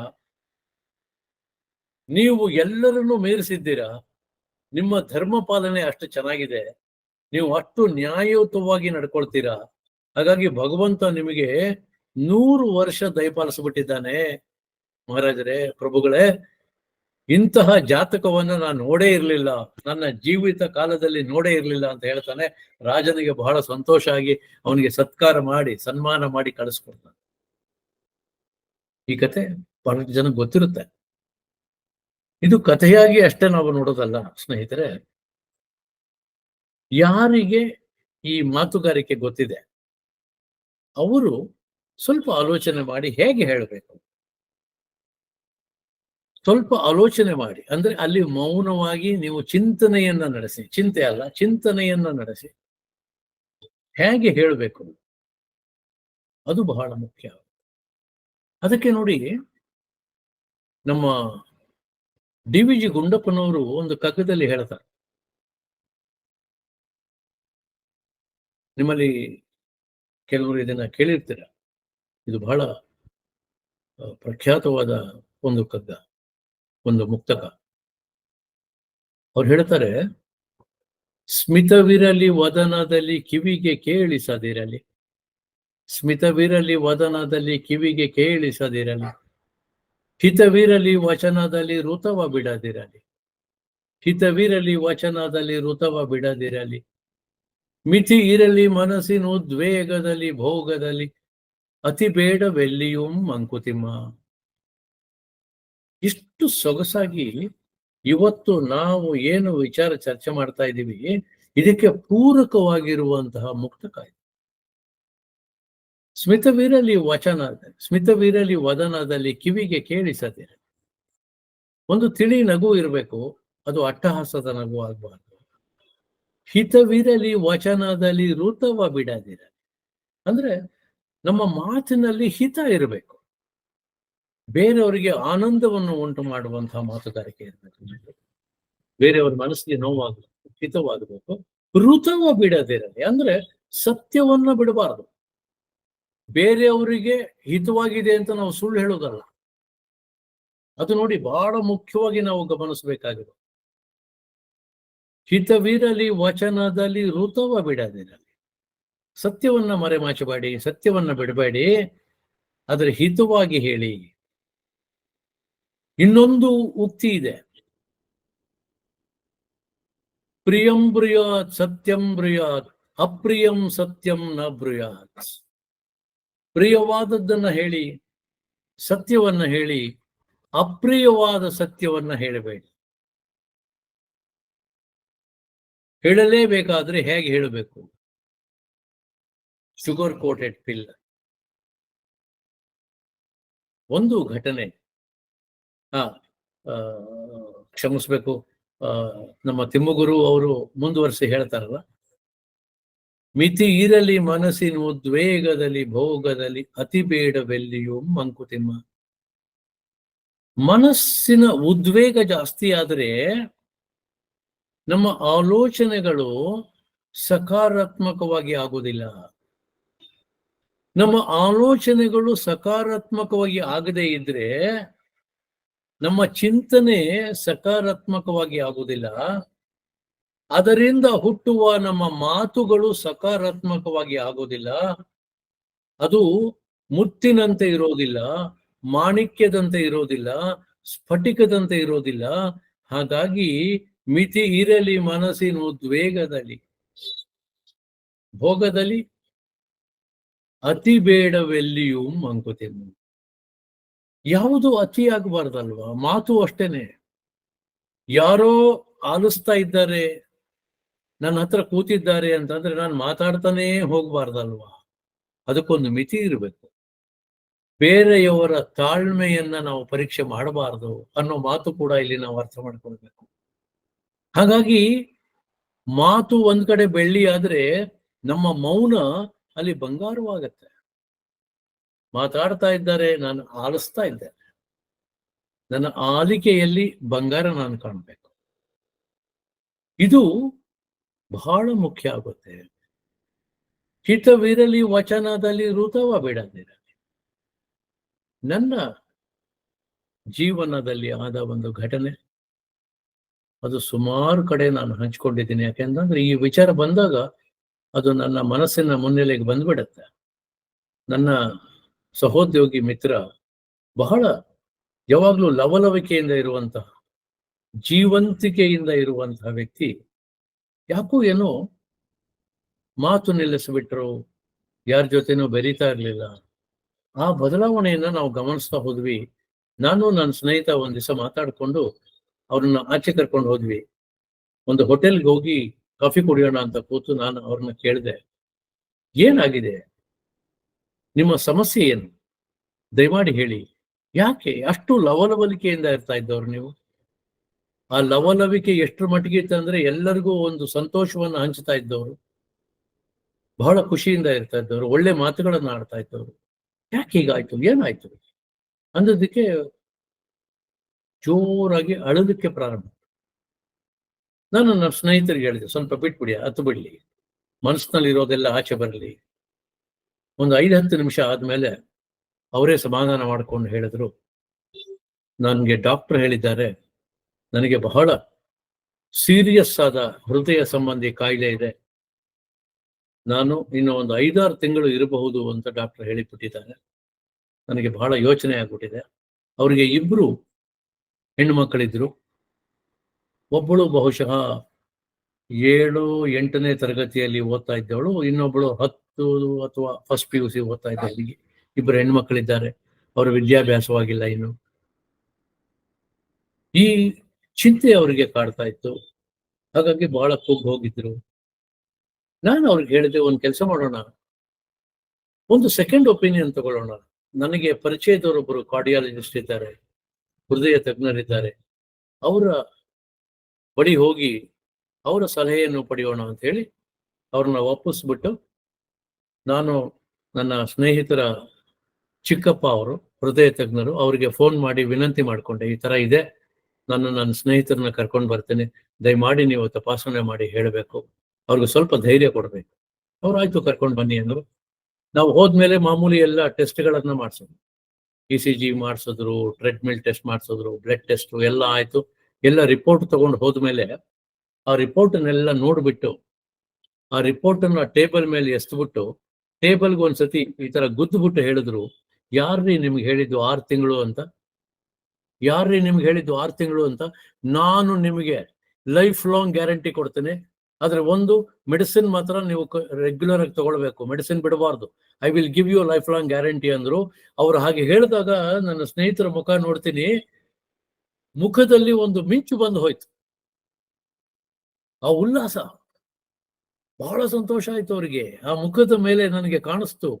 ಆಚೆ ಬಂದ ಮೇಲೆ ನಮ್ಮನ್ನ ಬಲವಂತವಾಗಿ ಹೋಟ್ಲಿಗೆ ಕರ್ಕೊಂಡು ಹೋದ್ರು, ತಿಂಡಿ ಎಲ್ಲ ಕೊಡಿಸಿದ್ರು. ಮತ್ತೆ ಅವರು ಒಂದ್ 2-3 ದಿವಸದಲ್ಲಿ ನಾರ್ಮಲ್ ಆಗ್ಬಿಟ್ರು.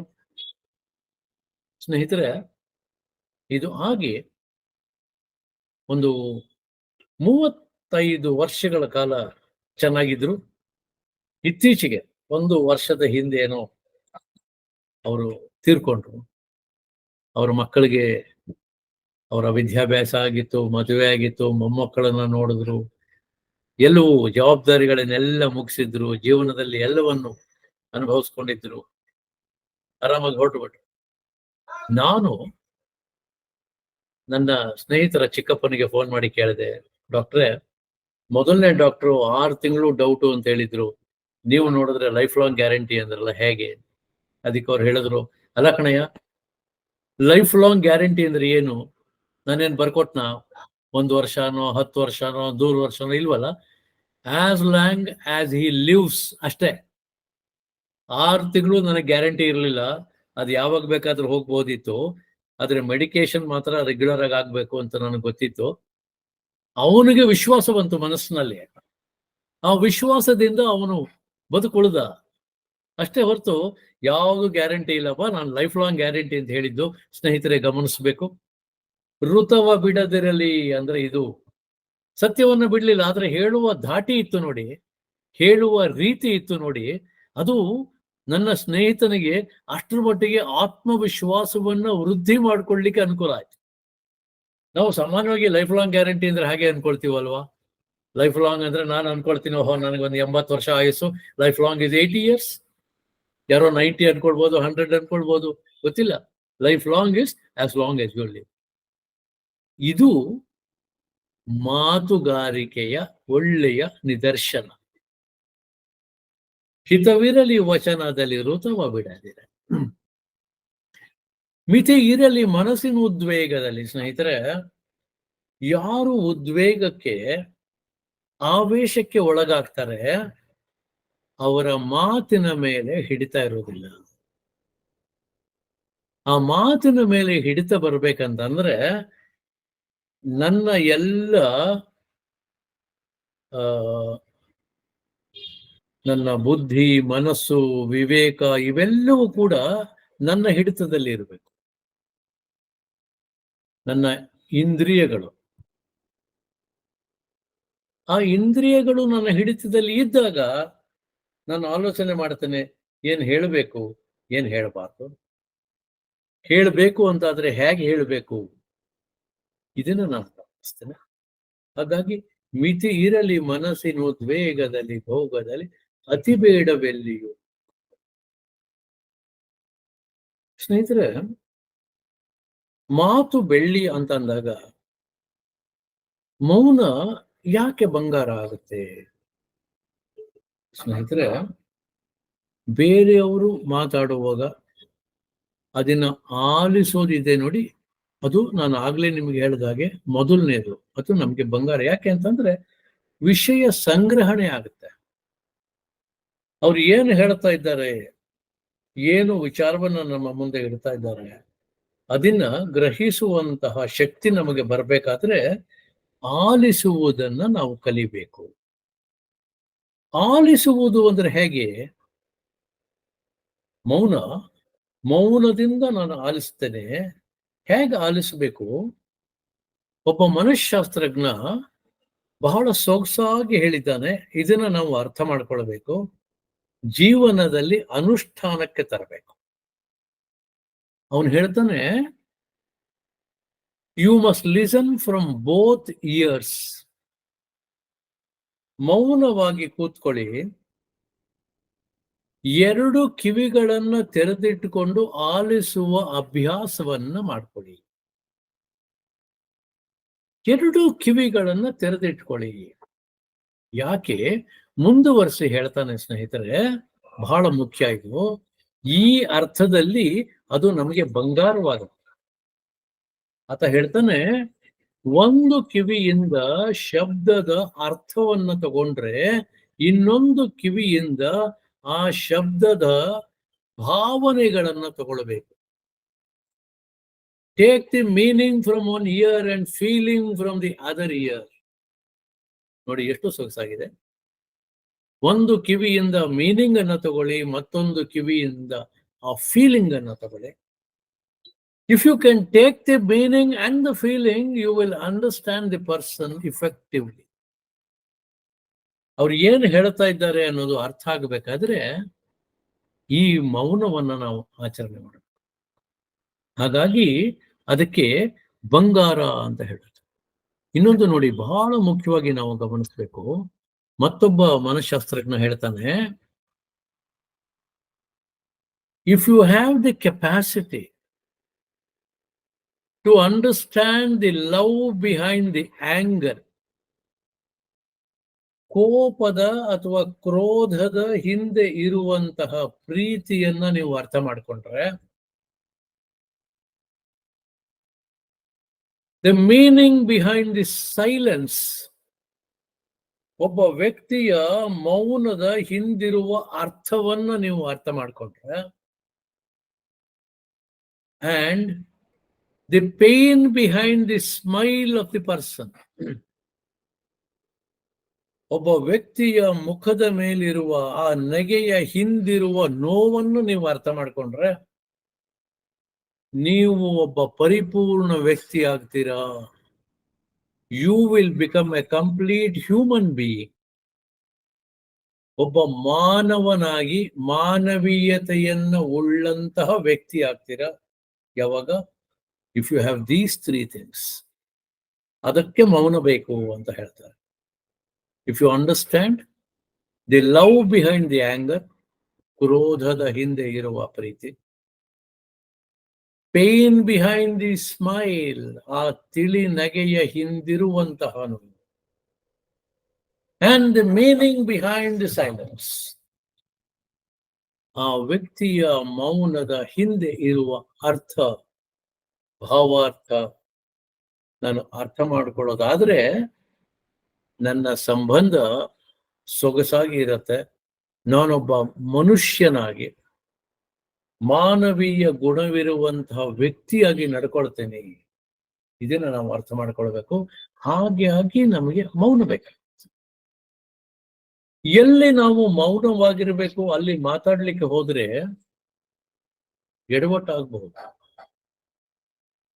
ನೋಡಿ, ಒಂದು ನಡೆದ ಘಟನೆ ನಮ್ಮ ದೇಶದಲ್ಲ, ಬೇರೆ ದೇಶದಲ್ಲಿ ಒಬ್ಬ ವ್ಯಕ್ತಿ ಅವನು ಕಾರನ್ನ ಓಡಿಸ್ತಾ ಇದ್ದಾನೆ. ಪಕ್ಕದಲ್ಲಿ ಆತನ ಹೆಂಡತಿ ಕೂತಿದ್ದಾಳೆ, ಹಿಂದೆ ಆತನ ಅತ್ತೆ ಮಾವ ಕೂತಿದ್ದಾರೆ. 4 ಜನ ಕಾರ್ನಲ್ಲಿ ಹೋಗ್ತಾ ಇದ್ದಾರೆ. ಸ್ವಲ್ಪ ದೂರ ಹೋದಾಗ ಅಲ್ಲಿ ಇದ್ದಂತಹ ಪೊಲೀಸ್ನವನು ಸನ್ನೆ ಮಾಡ್ದ, ಸ್ಟಾಪ್ ಅಂತ. ಇವನು ಕಾರ್ ನಿಲ್ಲಿಸ್ದ. ಆ ಪೊಲೀಸ್ನವನು ಕಾರ್ ಹತ್ರ ಬಂದ. ಇವನು ಕಿಟಕಿಯ ಗಾಜನ್ನ ಇಳಿಸ್ದ. ಪೊಲೀಸ್ನವನು ಕಿಟಕಿ ಹತ್ರ ಬಂದ. ಆತ ಇನ್ನೂ ಏನು ಪ್ರಶ್ನೆ ಮಾಡಿಲ್ಲ. ಇವನು ಪಕ್ಕ ಕೂತಂತಹ ಅವನ ಹೆಂಡತಿ, ಬಹುಶಃ ಇದು ಅಮೆರಿಕಾದಲ್ಲೋ ಯುರೋಪ್ನಲ್ಲೋ ನಡೆದ ಘಟನೆ. ಅಲ್ಲೆಲ್ಲ ಬಲಗಡೆ, ಎಡಗಡೆ ಡ್ರೈವ್ ಮಾಡ್ತಿರ್ತಾರೆ, ಲೆಫ್ಟ್ ಹ್ಯಾಂಡ್ ಡ್ರೈವಿಂಗ್. ಈಕೆ ಕೂತಿದ್ಲು. ಅವನು ಕಿಟಕಿ ಹತ್ರ ಬಂದ, ಬಗ್ಗಿ ಇವನನ್ನು ಏನೋ ಕೇಳಬೇಕು ಅಂತ ಅನ್ಕೊಂಡಾಗ ಈಕೆ ಗಂಡನಿಗೆ ಹೇಳಿದ್ಲು, ನೋಡು, ನಾನು ಹೊರಟಾಗ್ಲೇ ನಿನಗೆ ಹೇಳಿದೆ, ಲೈಸೆನ್ಸ್ ಇಲ್ಲದೆ ಕಾರ್ ಓಡಿಸ್ಬೇಡ ಅಂತ ಹೇಳಿದೆ, ನೀನ್ ಕೇಳಲಿಲ್ಲ ಅಂತಂದು. ಪೊಲೀಸ್ನವ್ರು ಏನು ಕೇಳೇ ಇರ್ಲಿಲ್ಲ. ಅವನು ಏನ್ ಕೇಳಲಿಕ್ಕೆ ಬಂದ ಅಂತ ಇವ್ರಿಗೆ ಯಾರಿಗೂ ಗೊತ್ತಿಲ್ಲ. ಈಕೆ ಅದನ್ನ ಹೇಳಿದ್ಲು. ಅವನು ಬರ್ಕೊಂಡ ಮೊದಲನೇ ಚಾರ್ಜ್, ಡ್ರೈವಿಂಗ್ ವಿತೌಟ್ ಲೈಸೆನ್ಸ್. ಹಿಂದೆ ಕೂತ ಅತ್ತೆ ಸುಮ್ಮನೆ ಇರ್ಬೇಕಲ್ಲ, ಮೌನವಾಗಿರ್ಬೇಕಿತ್ತು. ಆಕೆ ಹೇಳಿದ್ಲು, ಅಳಿಯಂದ್ರೆ ನಾನು ನಿಮ್ಗೆ ಹೇಳ್ದೆ, ನೀವು ಕುಡಿದು ಕಾರನ್ನ ಓಡಿಸ್ಬೇಡಿ ಅಂತ ಹೇಳಿದೆ, ನೀವು ಕೇಳಿದ್ರ?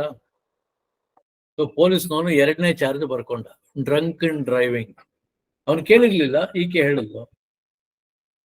ಹಿಂದೆ ಇದ್ದ ಮಾವನಾದ್ರೂ ಸುಮ್ಮನೆ ಇರ್ಬೇಕಿತ್ತಲ್ಲ. ಅವನು ಹೇಳ್ದ, ಅಳಿಯಂದ್ರೆ ನಾನು ಆಗ್ಲೇ ಹೇಳ್ದೆ, ಕದ್ದಿರೋ ಕಾರಲ್ಲಿ ನಾವು ಬಹಳ ದೂರ ಹೋಗಕ್ ಆಗಲ್ಲ ಅಂತ, ನೋಡಿ ಈಗ ಸಿಗಾಕೊಂಡ್ಬಿಟ್ರಿ ಅಂತಂದ. ಅವನು 3ನೇ ಚಾರ್ಜ್ ಬರ್ಕೊಂಡ. ಪೊಲೀಸ್ನವನು ಯಾಕೆ ಬಂದ ಯಾರಿಗೂ ಗೊತ್ತಿಲ್ಲ. ಅವನೇನೂ ಪ್ರಶ್ನೆಯನ್ನೇ ಕೇಳಿಲ್ಲ. ನಾವು ಕಲ್ಪಿಸ್ಕೊಳ್ತೀವಲ್ಲ, ಊಹೆ ಮಾಡ್ಕೊಳ್ತೀವಲ್ಲ, ಓ ಹೀಗಿರ್ಬೇಕು, ಇದಕ್ಕಿರ್ಬೇಕು. ಅಲ್ಲ, ಮೌನವಾಗಿ ಆಲಿಸುವುದನ್ನ ನಾವು ಕಲಿಬೇಕು. ಅದಕ್ಕೆ ನಮ್ಮಲ್ಲಿ ಹೇಳೋದು ಮೌನ ಬಂಗಾರ. ಎಷ್ಟೋ ಸಂದರ್ಭದಲ್ಲಿ ಇದು ನಮ್ಮ ಸಹಾಯಕ್ಕೆ ಬರುತ್ತೆ. ಇಂಗ್ಲಿಷ್ನಲ್ಲಿ ಮತ್ತೊಂದು ಒಳ್ಳೆಯ ಒಂದು ಉಕ್ತಿ ಇದೆ. ಒಬ್ಬ ಹೇಳ್ತಾನೆ, I may regret my words, I may regret my words, but I have never regretted my silence. ನಾನು ನನ್ನ ಪದಗಳಿಗಾಗಿ ವಿಷಾದ ವ್ಯಕ್ತಪಡಿಸಿರ್ಬೋದು, ಆದರೆ ನನ್ನ ಮೌನಕ್ಕೆ ಯಾವತ್ತೂ ನಾನು ವಿಷಾದ ವ್ಯಕ್ತಪಡಿಸಿಲ್ಲ. I have never regretted my silence. ಆ ಸೈಲೆನ್ಸ್ ಅನ್ನ ಅಭ್ಯಾಸ. ಹಿಂದೊಮ್ಮೆ ಯಾವುದೋ ಒಂದು ಸಂದರ್ಭದಲ್ಲಿ ನಿಮಗೆ ಹೇಳಿದ್ದೆ, we must have the capacity to listen to the music of silence. ನಾವು ಮೌನವಾಗಿ ಕೂತು ಪ್ರಕೃತಿಯ ಸಂಗೀತವನ್ನು ಆಲಿಸುವ, ಆ ಮೌನದಲ್ಲಿ ಇರುವಂತಹ ಸಂಗೀತವನ್ನು ಆಲಿಸುವುದನ್ನು ಕಲಿಬೇಕು. ಅಧ್ಯಾತ್ಮದ ದೃಷ್ಟಿಯಿಂದ ಮೌನ ಬಂಗಾರ ಯಾಕೆ? ನಾವು ಮೌನವಾಗಿ ಜಪ ಮಾಡಬೇಕು. ಮತ್ತೊಮ್ಮೆ ನಮ್ಮ ತಿಮ್ಮಗುರು ಒಂದು ಕಡೆ ಒಂದು ಮಾತನ್ನ ಹೇಳೋದು, ಅದು ಮಾತ್ರ ನಿಮ್ಗೆ ಹೇಳಲಿಕ್ಕೆ ಇಟ್ಟು ಬರ್ತದೆ. ಮತ್ತೊಮ್ಮೆ ಮೌನದಲ್ಲಿ ಬ್ರಹ್ಮಾನುಭವಿಯಾಗು ಮಂಕುತಿಮ್ಮ ಅಂತ ಹೇಳ್ತಾರೆ. ಎಲ್ಲವೂ ಎಲ್ಲೆಲ್ಲ ಏನೇನಾಗುತ್ತೆ ನಡೀತಾ ಇರುತ್ತೆ, ಆದ್ರೆ ಮತ್ತೊಮ್ಮೆ ಮೌನದಲ್ಲಿ ಬ್ರಹ್ಮಾನುಭವಿಯಾಗು ಮಂಕುತಿಮ್ಮ. ಇದನ್ನ ನಾವು ಪಾಲಿಸ್ಬೇಕು. ಯಾವಾಗ ನಾನು ಮೌನವಾಗಿರ್ಬೇಕು? ಇದು ನಮ್ಮಲ್ಲಿ ಬಹಳ ಜನ ಹೇಳ್ತಾರಲ್ಲ, ಉಪವಾಸ ಮಾಡಬೇಕು. ಉಪವಾಸ ಮಾಡೋರು ಹೇಗೆ? ಮೌನವಾಗಿ ಉಪವಾಸ. ಉಪವಾಸ ಅಂದ್ರೆ ನಿರಾಹಾರವಾಗಿ ಇರೋದಷ್ಟೇ ಅಲ್ಲ, ದೇವರಿಗೆ ಹತ್ತಿರವಾಗಿ, ಅವನ ಬಳಿ, ಅವನ ಜಪದಲ್ಲಿ ನಾನು ಇರೋದಾದ್ರೆ ಅದು ನಿಜವಾದ ಉಪವಾಸ, ಮೌನದಲ್ಲಿ. ಇವತ್ತು ಮನಃಶಾಸ್ತ್ರಜ್ಞರು ಮತ್ತೆ ನರತಜ್ಞರು ಹೇಳ್ತಾ ಇದ್ದಾರೆ ಸ್ನೇಹಿತರೆ, ನಾವು ವಾರಕ್ಕೆ ಒಮ್ಮೆಯಾದರೂ ಕೂಡ ಮೌನ ವ್ರತಾಚರಣೆಯನ್ನ ಮಾಡುವ ಅಭ್ಯಾಸವನ್ನು ಮಾಡ್ಕೊಳ್ಬೇಕು.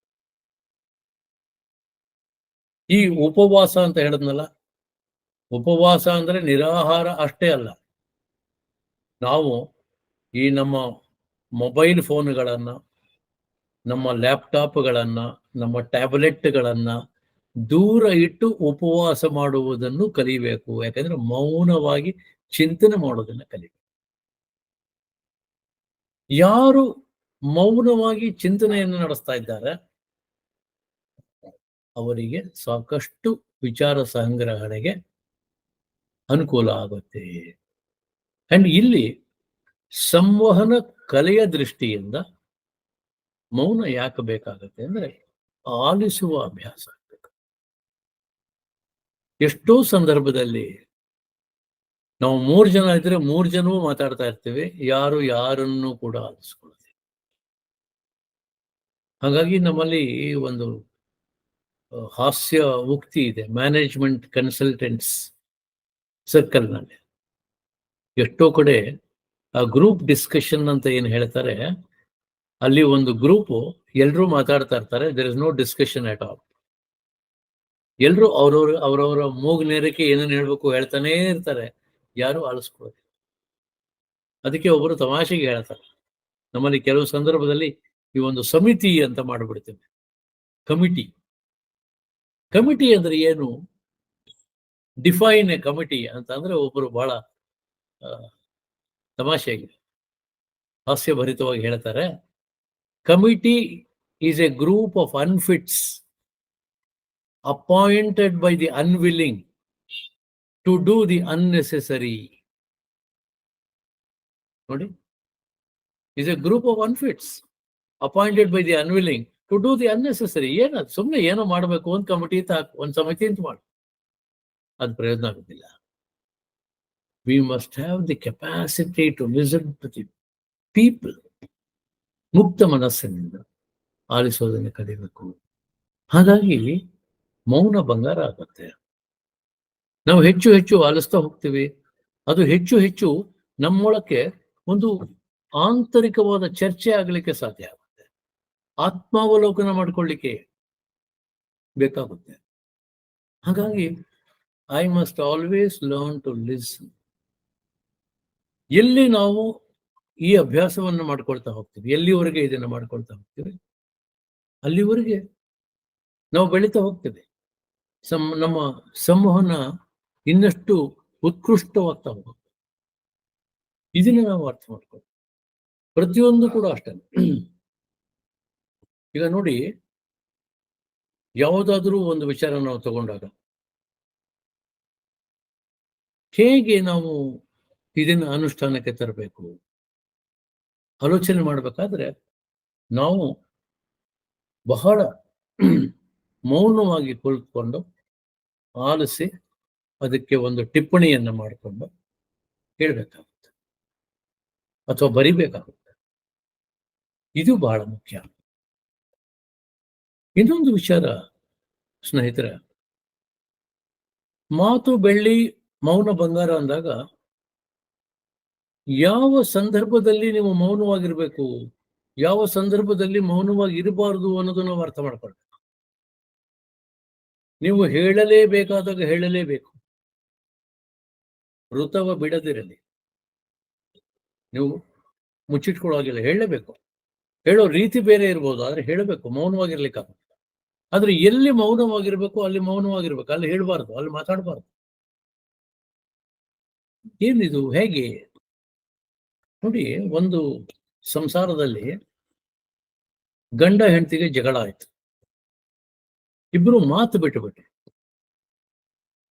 ನಾನು ಕೆಲವು ನಮ್ಮ ಕುಟುಂಬಗಳಲ್ಲಿ ಇದನ್ನ ನೋಡ್ತೇನೆ.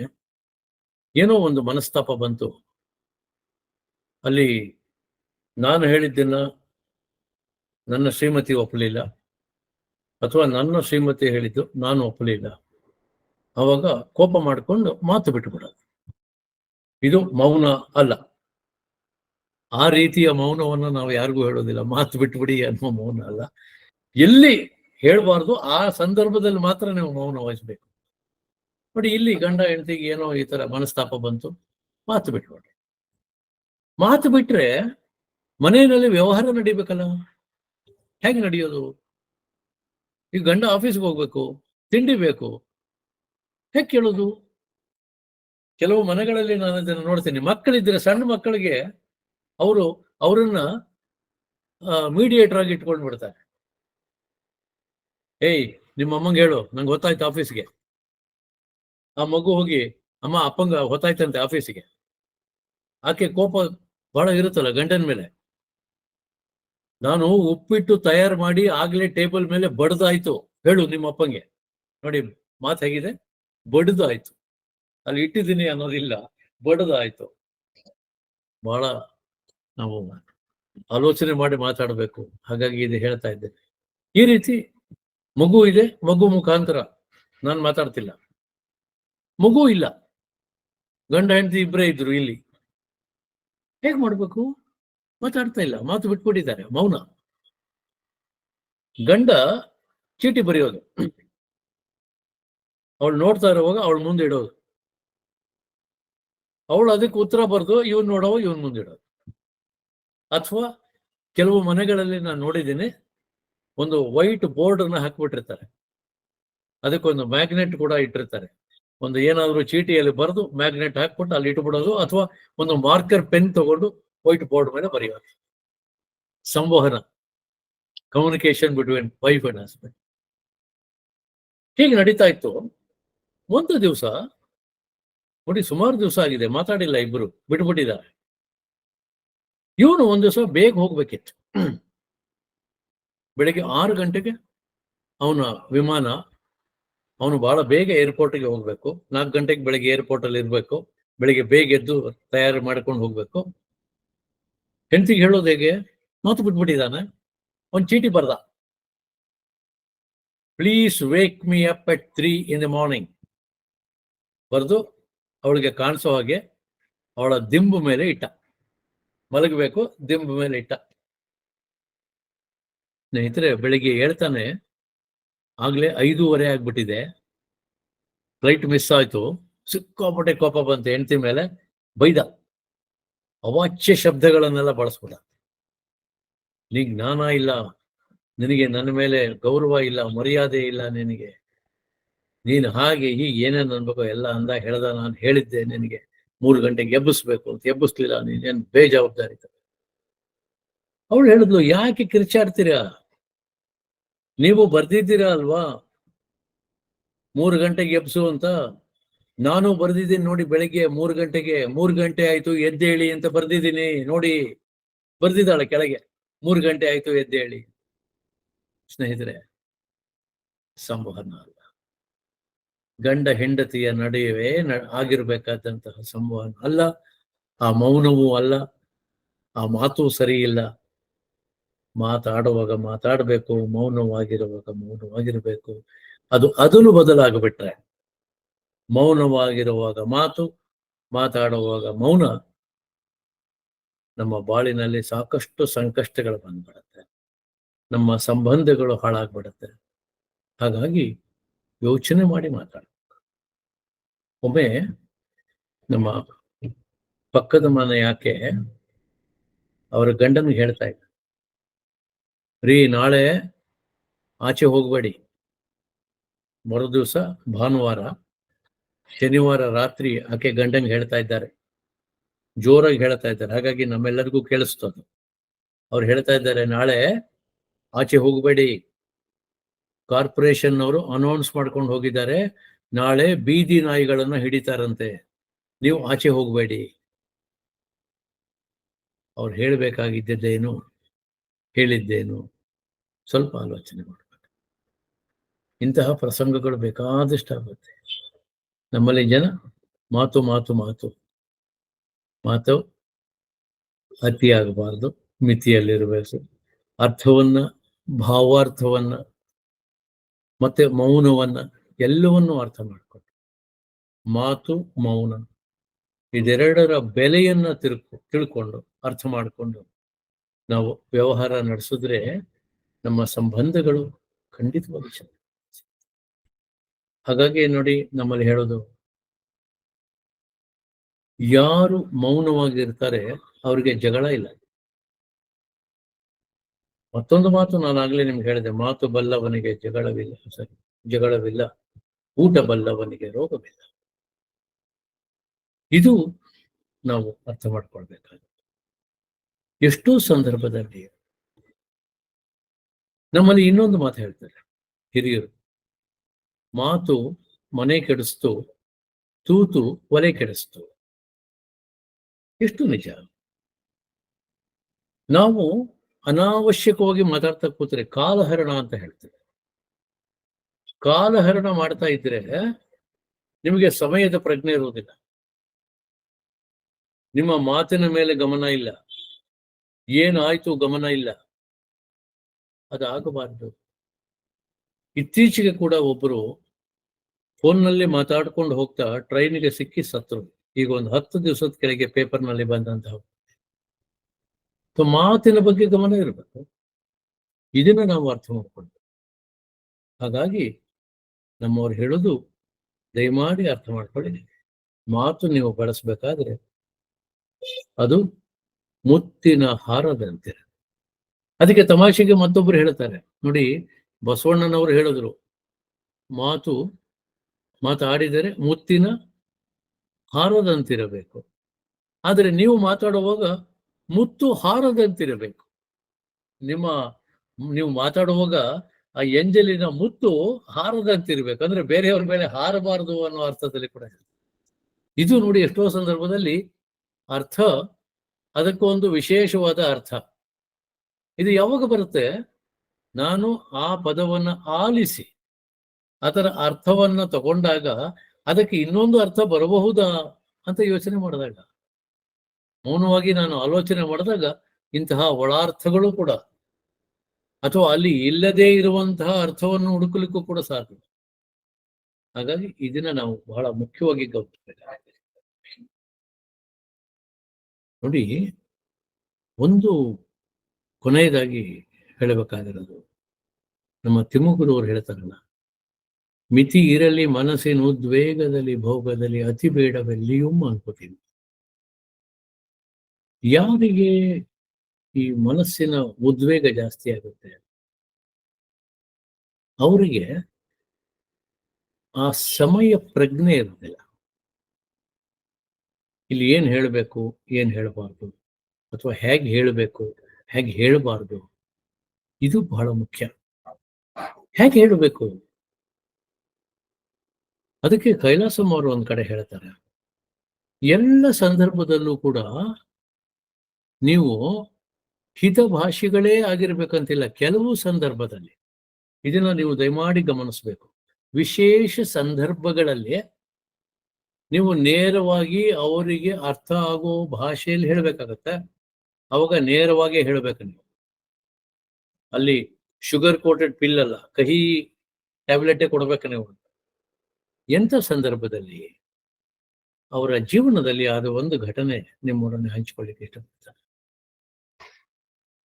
ನಂಜನಗೂಡಿನಲ್ಲಿ ಒಬ್ಬರು ಶಾಸ್ತ್ರಿಗಳು ಸಂಸ್ಕೃತ ಪಂಡಿತರು, ಆದರೆ ಅವರಿಗೆ ದುರಹಂಕಾರ, ಅಹಂ ಜಾಸ್ತಿ ಇತ್ತು. ನನಗೆ ಸಂಸ್ಕೃತದ ಮೇಲೆ ಸಂಪೂರ್ಣವಾದ ಹಿಡಿತ ಇದೆ. ಸಂಸ್ಕೃತ ಅಂತಂದ್ರೆ ನಾನು. ಸಂಸ್ಕೃತದಲ್ಲಿ ಯಾರಿಗೆ ಏನೇ ಅನುಮಾನ ಬಂದರೂ ನನ್ನ ಹತ್ರ ಬರಬೇಕು. ಸಂಸ್ಕೃತವನ್ನು ಸಂಪೂರ್ಣವಾಗಿ ಸರಿಯಾಗಿ ಬಲ್ಲ ವ್ಯಕ್ತಿ ಅಂದ್ರೆ ನಾನು ಅನ್ನೋ ಒಂದು ಅಹಮಿತ್ತು. ಅವರ ಮಗಳ ಮದುವೆಗೆ ಕೈಲಾಸಮ್ಮ ಅವ್ರನ್ನ ಕೂಡ ಕರೆದಿದ್ರು, ಆಮಂತ್ರಿಸಿದ್ರು. ಕೈಲಾಸಮ್ಮ ಅವ್ರು ಹೋದ್ರು. ಹಿಂದಿನ ದಿವಸನೇ ಬರ್ಬೇಕಣ್ಣಯ್ಯ, ಕೈಲಾಸಂ ತಪ್ಪಿಸ್ಕೋಬೇಡ ಅಂತ ಹೇಳಿದ್ರು. ಕೈಲಾಸಂ ಹೋದ್ರು. ಸ್ನೇಹಿತರೆ, ವಿಶೇಷವಾಗಿ ಬಸ್ ಸ್ಟ್ಯಾಂಡ್ ಇಂದ ಅವ್ರ ಮನೆ ತನಕ ಚಪ್ರ ಹಾಕ್ಸಿದ್ರು. ಯಾಕಂದ್ರೆ ಅವರು ಬಹಳ ಪ್ರಖ್ಯಾತ ಸಂಸ್ಕೃತ ವಿದ್ವಾಂಸರು, ಬಹಳ ಹಣವಂತರು, ಸಂಸ್ಕೃತ ಬಲ್ಲವರು. ಸ್ವಲ್ಪ ಈ ಒಂದು ಅಂಶ ಇತ್ತು, ದುರಹಂಕಾರ ಇತ್ತು ನನಗೆ, ನಾನೇ ಅನ್ನೋದು. ಬಸ್ ಸ್ಟ್ಯಾಂಡ್ ಇಂದ ಮನೆ ತನಕ ಚಪ್ರ ಹಾಕ್ಸಿದ್ರು. ಕೈಲಾಸಂ ಹೋದ್ರು, ಕೂತ್ಕೊಂಡ್ರು. ಶಾಸ್ತ್ರಿಗಳು, ಓಹೋ ಕೈಲಾಸಂ ಅಂತೂ ಬಂದಿಯಲ್ಲಯ್ಯ, ಕೈ ಕೊಡ್ಲಿಲ್ಲ, ಬಹಳ ಸಂತೋಷ ಆಯ್ತು, ಕೂತ್ಕೋ, ತಿಂಡಿ ತಿನ್ನು ಅಂದ್ರು. ತಿಂಡಿ ತಿಂದ್ರು. ತಿನ್ನುವಾಗ ಇವರು ಶಾಸ್ತ್ರಿಗಳು ಪಕ್ಕ ಕೂತರು, ಕೈಲಾಸಂ ಪಕ್ಕ. ಕೈಲಾಸಂ ಅವಾಗ ಕೇಳಿದ್ರು, ಶಾಸ್ತ್ರಿಗಳೇ, ಮಗಳು ಮದುವೆಗೆ ಎಷ್ಟು ವಂಶ ನೀವು ಹಾಳು ಮಾಡಿದ್ದೀರಾ ಅಂತಂದ್ರು. ಈ ಶಾಸ್ತ್ರಿಗಳಿಗೆ ನಡುಗುವಷ್ಟು ಕೋಪ ಬಂದ್ಬಿಡ್ತು, ಮೈ ನಡುಗ್ತಾ ಇದೆ, ಆ ಉದ್ವೇಗ ಜಾಸ್ತಿ ಆಗ್ಬಿಡ್ತು. ಏನಯ್ಯ ಮಾತಾಡೋದು ನೀನು, ಇಂಥ ಒಂದು ಒಳ್ಳೆ ಕಾರ್ಯಕ್ಕೆ ಬಂದಿದ್ಯಾ, ಇಂಥ ಮಾತಾಡೋದು ನೀನು ಅಂತಂದ್ರು. ಅವಾಗ ಇವರು, ಶಾಸ್ತ್ರಿಗಳೇ, ನಾನು ಏನು ಆಡಬಾರದ್ದೇನು ಆಡಿದ್ದೀನಿ, ನೀವು ಸಂಸ್ಕೃತ ಬಲ್ಲವರು, ಯಾಕೆ ಹೀಗೆ ಆಡ್ತೀರಾ, ಸ್ವಲ್ಪ ಮೌನವಾಗಿರಿ, ಆಲೋಚನೆ ಮಾಡಿ ಅಂತ ಹೇಳಿ ಅವ್ರ ಪಾಡಿಗೆ ಅವರು ಉಪ್ಪಿಟ್ಟು ಕಾಫಿ ಏನು ಕೊಟ್ಟಿದ್ರು ತಿಂದ್ರು. ಯಾವಾಗ ಕೈಲಾಸಮ್ಮು, ನೀವು ಮಹಾಪಂಡಿತರು, ಸಂಸ್ಕೃತ ಪಂಡಿತರು, ಸಂಸ್ಕೃತ ನಿಮಗೆ ಗೊತ್ತಿಲ್ವಾ, ಸ್ವಲ್ಪ ಮೌನವಾಗಿ ಆಲೋಚನೆ ಮಾಡಿ, ಯಾಕೆ ಹಿಂಗ ಆಡ್ತೀರಾ ಅಂತ ಹೇಳಿದ್ದು, ಅವಾಗ ಇವ್ರ ತಲೆಗೆ ಬಂತು. ಒಂದು ನಿಮಿಷ ಮೌನವಾಗಿ ಕೂತ್ರು. ಏನು ಕೈಲಾಸಂ ಯಾಕೆ ಹೇಳ್ದ? ಅವಾಗ ಇವ್ರಿಗೆ ಅರ್ಥ ಆಯ್ತು. ಸ್ನೇಹಿತರೆ, ಸಂಸ್ಕೃತದಲ್ಲಿ ವಂಶ ಅಂದ್ರೆ ಬಿದಿರು ಅನ್ನುವ ಅರ್ಥವೂ ಇದೆಯಾ ಅಂತ. ಆವಾಗ ಇವ್ರಿಗೆ ಹೊಳಿತು, ನಾನು ಚಪ್ರ ಹಾಕ್ಲಿಕ್ಕೆ ಎಷ್ಟು ಬಿದಿರನ್ನ, ಎಷ್ಟು ವಂಶವನ್ನ ಹಾಳು ಮಾಡಿದ್ದೇನೆ ಅನ್ನೋದು. ಅಯ್ಯೋ, ಇದು ನನಗೆ ಹೊಳಿಲಿಲ್ವಲ್ಲ ಅಂತ ಹೇಳಿದ್ರು. ಕೈಲಾಸಮ್ಮ ಆಚೆ ಬರೋಕ್ಕೆ ಮುಂಚೆ ಚಪ್ರ ಎಲ್ಲ ತೆಗೆಸ್ಬಿಟ್ಟಿದ್ದೀರ.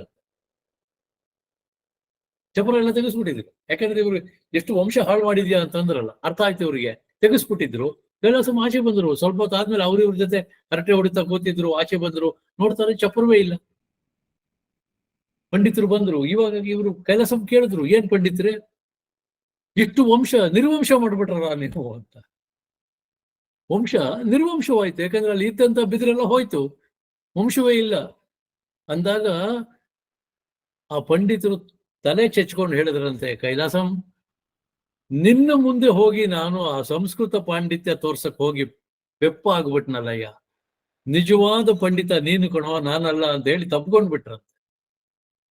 ಅದಕ್ಕೆ ಕೈಲಾಸಂ ಹೇಳ್ತಾರೆ, ಎಲ್ಲಿ ನೀವು ಕೆಲವು ಸಂದರ್ಭಗಳಲ್ಲಿ, ವಿಶೇಷ ಸಂದರ್ಭಗಳಲ್ಲಿ ನೇರವಾಗಿ ಹೇಳಲೇಬೇಕಾಗ್ತದೆ.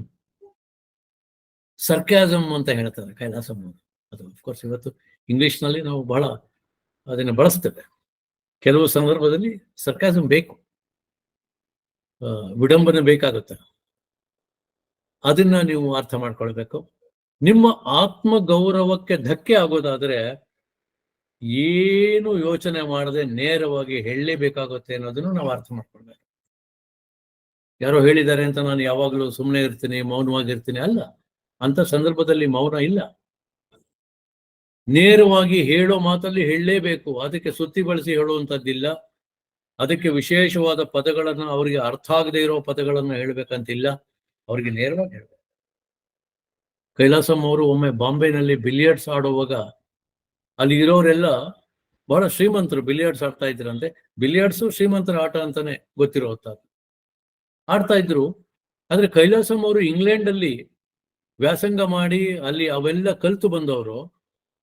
ಅವ್ರನ್ನ ನೋಡಿದ್ರು. ಕೈಲಾಸಂ ಯಾವುದೋ ಆರ್ಡಿನರಿ ಕೋಟ್ ಹಾಕೊಂಡಿದ್ರು, ಏನೋ ಅಂತ ಶ್ರೀಮಂತಿಕೆ ಏನು ಪ್ರದರ್ಶನ ಮಾಡ್ತಿರ್ಲಿಲ್ಲ. ಇವರೆಲ್ಲ ಅನ್ಕೊಂಡ್ರು ಇವನು ಯಾರೋ ಬಂದಿದ್ದಾನೆ, ನೋಡ್ಲಿಕ್ಕೆ ಬಂದಿದ್ದಾನೆ. ಅವ್ರು ಕೇಳ್ತಾರೆ can I play A round ಅಂತ. ಆವಾಗ ಕೊನೆಗೆ ಇವರು ಏನೋ ಬಂದಿದ್ದಾನೆ, ಎಲ್ಲಾರ್ದು ಇನ್ನೇನು ನಮ್ದಾಯ್ತು ಆಡ್ಲಿ ಅಂತ ಯಾರೋ ಒಬ್ಬರ ಜೊತೆ ಆಡು ಅಂತಾರೆ. ಕೈಲಾಸಂ ಬಹಳ ಸೊಗಸಾಗಿ ಆಟ ಆಡ್ತಾರೆ, ಗೆಲ್ತಾರೆ.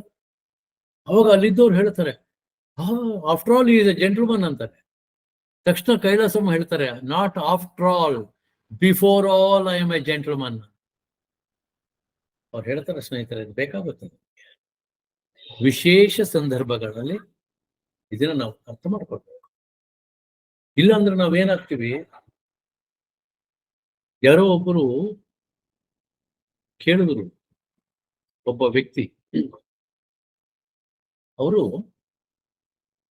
ಆರ್ ಯು ಎ ಗಾಂಧಿಯನ್ ಅಂತ ಕೇಳಿದ್ರು. If there are followers of Gandhiji, please excuse me, I am only repeating what he said. Are you a Gandhian ಅಂತ ಕೇಳಿದ್ರು. ಅವ್ರು ಹೇಳಿದ್ರು no, I don't want to be called a Gandhian. And first of all, tell me, what do you mean by Gandhian? ಆಗ ಅವ್ರು ಹೇಳಿದ್ರು, Gandhian means you are simple, simplicity, and you are against violence. If somebody slaps you on the left, show your right cheek. You must be non-violent like that. ಅದಕ್ಕೆ ಅವ್ರು ಹೇಳಿದ್ರು, no. If that is what you mean by Gandhian, I am not a Gandhian. If somebody goes against my principles, I would never agree with that person and say I am a Gandhian, I will keep quiet. If somebody slaps me, I will not keep quiet. I will retaliate. ಅಕ್ಷಾತ್ರ ಇರಬೇಕು ಅಂತ ಹೇಳುತ್ತೆ ನಮ್ಮ ಶಾಸ್ತ್ರ. ನಾವು ಹೇಡಿಗಳಾಗಬಾರ್ದು, ನಾವಾಗ ನಾವೇ ಯಾರಿಗೂ ನೋವು ಕೊಡಬಾರ್ದು. ಆದ್ರೆ ಅನಿವಾರ್ಯವಾಗಿ ನಮಗೆ ಕೇಡು ಮಾಡ್ಲಿಕ್ಕೆ ಬಂದ್ರೆ, ನಮಗೆ ಅವಮಾನ ಮಾಡ್ಲಿಕ್ಕೆ ಬಂದ್ರೆ, ನಮ್ಮ ಆತ್ಮಗೌರವಕ್ಕೆ ಧಕ್ಕೆ ಬರೋದಾದ್ರೆ ನಾವು ಎತ್ತು ನಿಲ್ಬೇಕು. ಸ್ವಾಮಿ ವಿವೇಕಾನಂದರು ಇದೇ ಮಾತಾಡ್ತಾರೆ. ಅವರು ಅಮೆರಿಕಾಗೆ ಹಡಗಿನಲ್ಲಿ ಹೋಗುವಾಗ ಯಾರೋ ಒಬ್ಬ ಬಹಳ ತುಚ್ಛವಾಗಿ ಮಾತಾಡ್ತಾ ಇರ್ತಾನೆ ಭಾರತದ ಬಗ್ಗೆ. ಇವರು ಸುಮಾರು ಹೊತ್ತು ಕೇಳಿಸ್ಕೊಳ್ತಾರೆ, ಆಲಿಸ್ತಾರೆ. ಕೊನೆಗೆ ಆ ವ್ಯಕ್ತಿಯ ಕಾಲನ್ನ ಹಿಡಿದು ಅವನನ್ನ ಮೇಲೆತ್ತಾರೆ. One more bad word about my country, I will throw you into the sea ಅಂತ ಹೇಳ್ತಾರೆ. ಆ ಕ್ಷಾತ್ರತೆ. ಸೊ ಇದನ್ನ ನಾವು ಅರ್ಥ ಮಾಡ್ಕೊಳ್ಬೇಕು ಅಂತ ಕೈಲಾಸಮ್ಮ ಹೇಳ್ತಾರೆ. ವಿವೇಕಾನಂದರನ್ನ ನುಡಿದು ತೋರಿಸ್ಕೊಟ್ಟಿದ್ದಾರೆ. ಸೊ ಮಾತು ಮತ್ತೆ ಮೌನ ಹೇಗೆ ನಾವು ಬೆಳೆಸಬೇಕು, ಎಲ್ಲಿ ಬೆಳೆಸಬೇಕು, ಇದು ನಮ್ಮ ಜೀವನಕ್ಕೆ ಹೇಗೆ ಒಂದು ಒಳ್ಳೆಯ ದಾರಿದೀಪವಾಗಬೇಕು, ನಮ್ಮ ಸಂಬಂಧಗಳು ಹೇಗೆ ಗಟ್ಟಿಯಾಗಬೇಕು, ಬೇರೆಯವರಿಗೆ ಹೇಗೆ ನಾವು ಆನಂದವನ್ನು ಕೊಡಬಹುದು, ಬೇರೆಯವರ ಮನಸ್ಸನ್ನು ನೋಯಿಸದೇ ಇರೋ ಹಾಗೆ ನಾವು ಮಾತಾಡೋದು, ಇದೆಲ್ಲವನ್ನು ಕೂಡ ಅಭ್ಯಾಸ ಮಾಡಿ ಸಂತೋಷಂ ಜನಯೇತ್ ಪ್ರಜ್ಞಃ ತದೇವ ಈಶ್ವರ ಭೋಜನಂ ಅನ್ನುವಂಥ ಮಾತು ನನಗೆ ಬಹಳ ಇಷ್ಟ. ಹಾಗಾಗಿ ಅದನ್ನು ಹೇಳ್ತಾ ನನಗೆ ಇಂಥ ಒಂದು ಅವಕಾಶವನ್ನ ಮಾಡಿಕೊಟ್ಟಂತಹ ಶ್ರೀಯುತ ವಾಸುದೇವ್ ಮತ್ತು ವಾಣಿ ವಾಸುದೇವ್ ಅವರಿಗೆ ನನ್ನ ಹೃತ್ಪೂರ್ವಕ ವಂದನೆಗಳನ್ನು ಅರ್ಪಿಸ್ತಾ, ಹಾಗೆ ನನ್ನ ಮಾತಿಗೆ ಕಿವಿಗಳಾದಂತಹ ನಿಮ್ಮೆಲ್ಲರಿಗೂ ಕೂಡ ಹೃತ್ಪೂರ್ವಕವಾದ ವಂದನೆಗಳನ್ನು ಹೇಳ್ತಾ ನನ್ನ ಮಾತನ್ನು ನಿಲ್ಲಿಸ್ತೇನೆ. ನಮಸ್ಕಾರ. ಶ್ರೀ ರಾಮಕೃಷ್ಣ ಅರ್ಪಣಮಸ್ತು.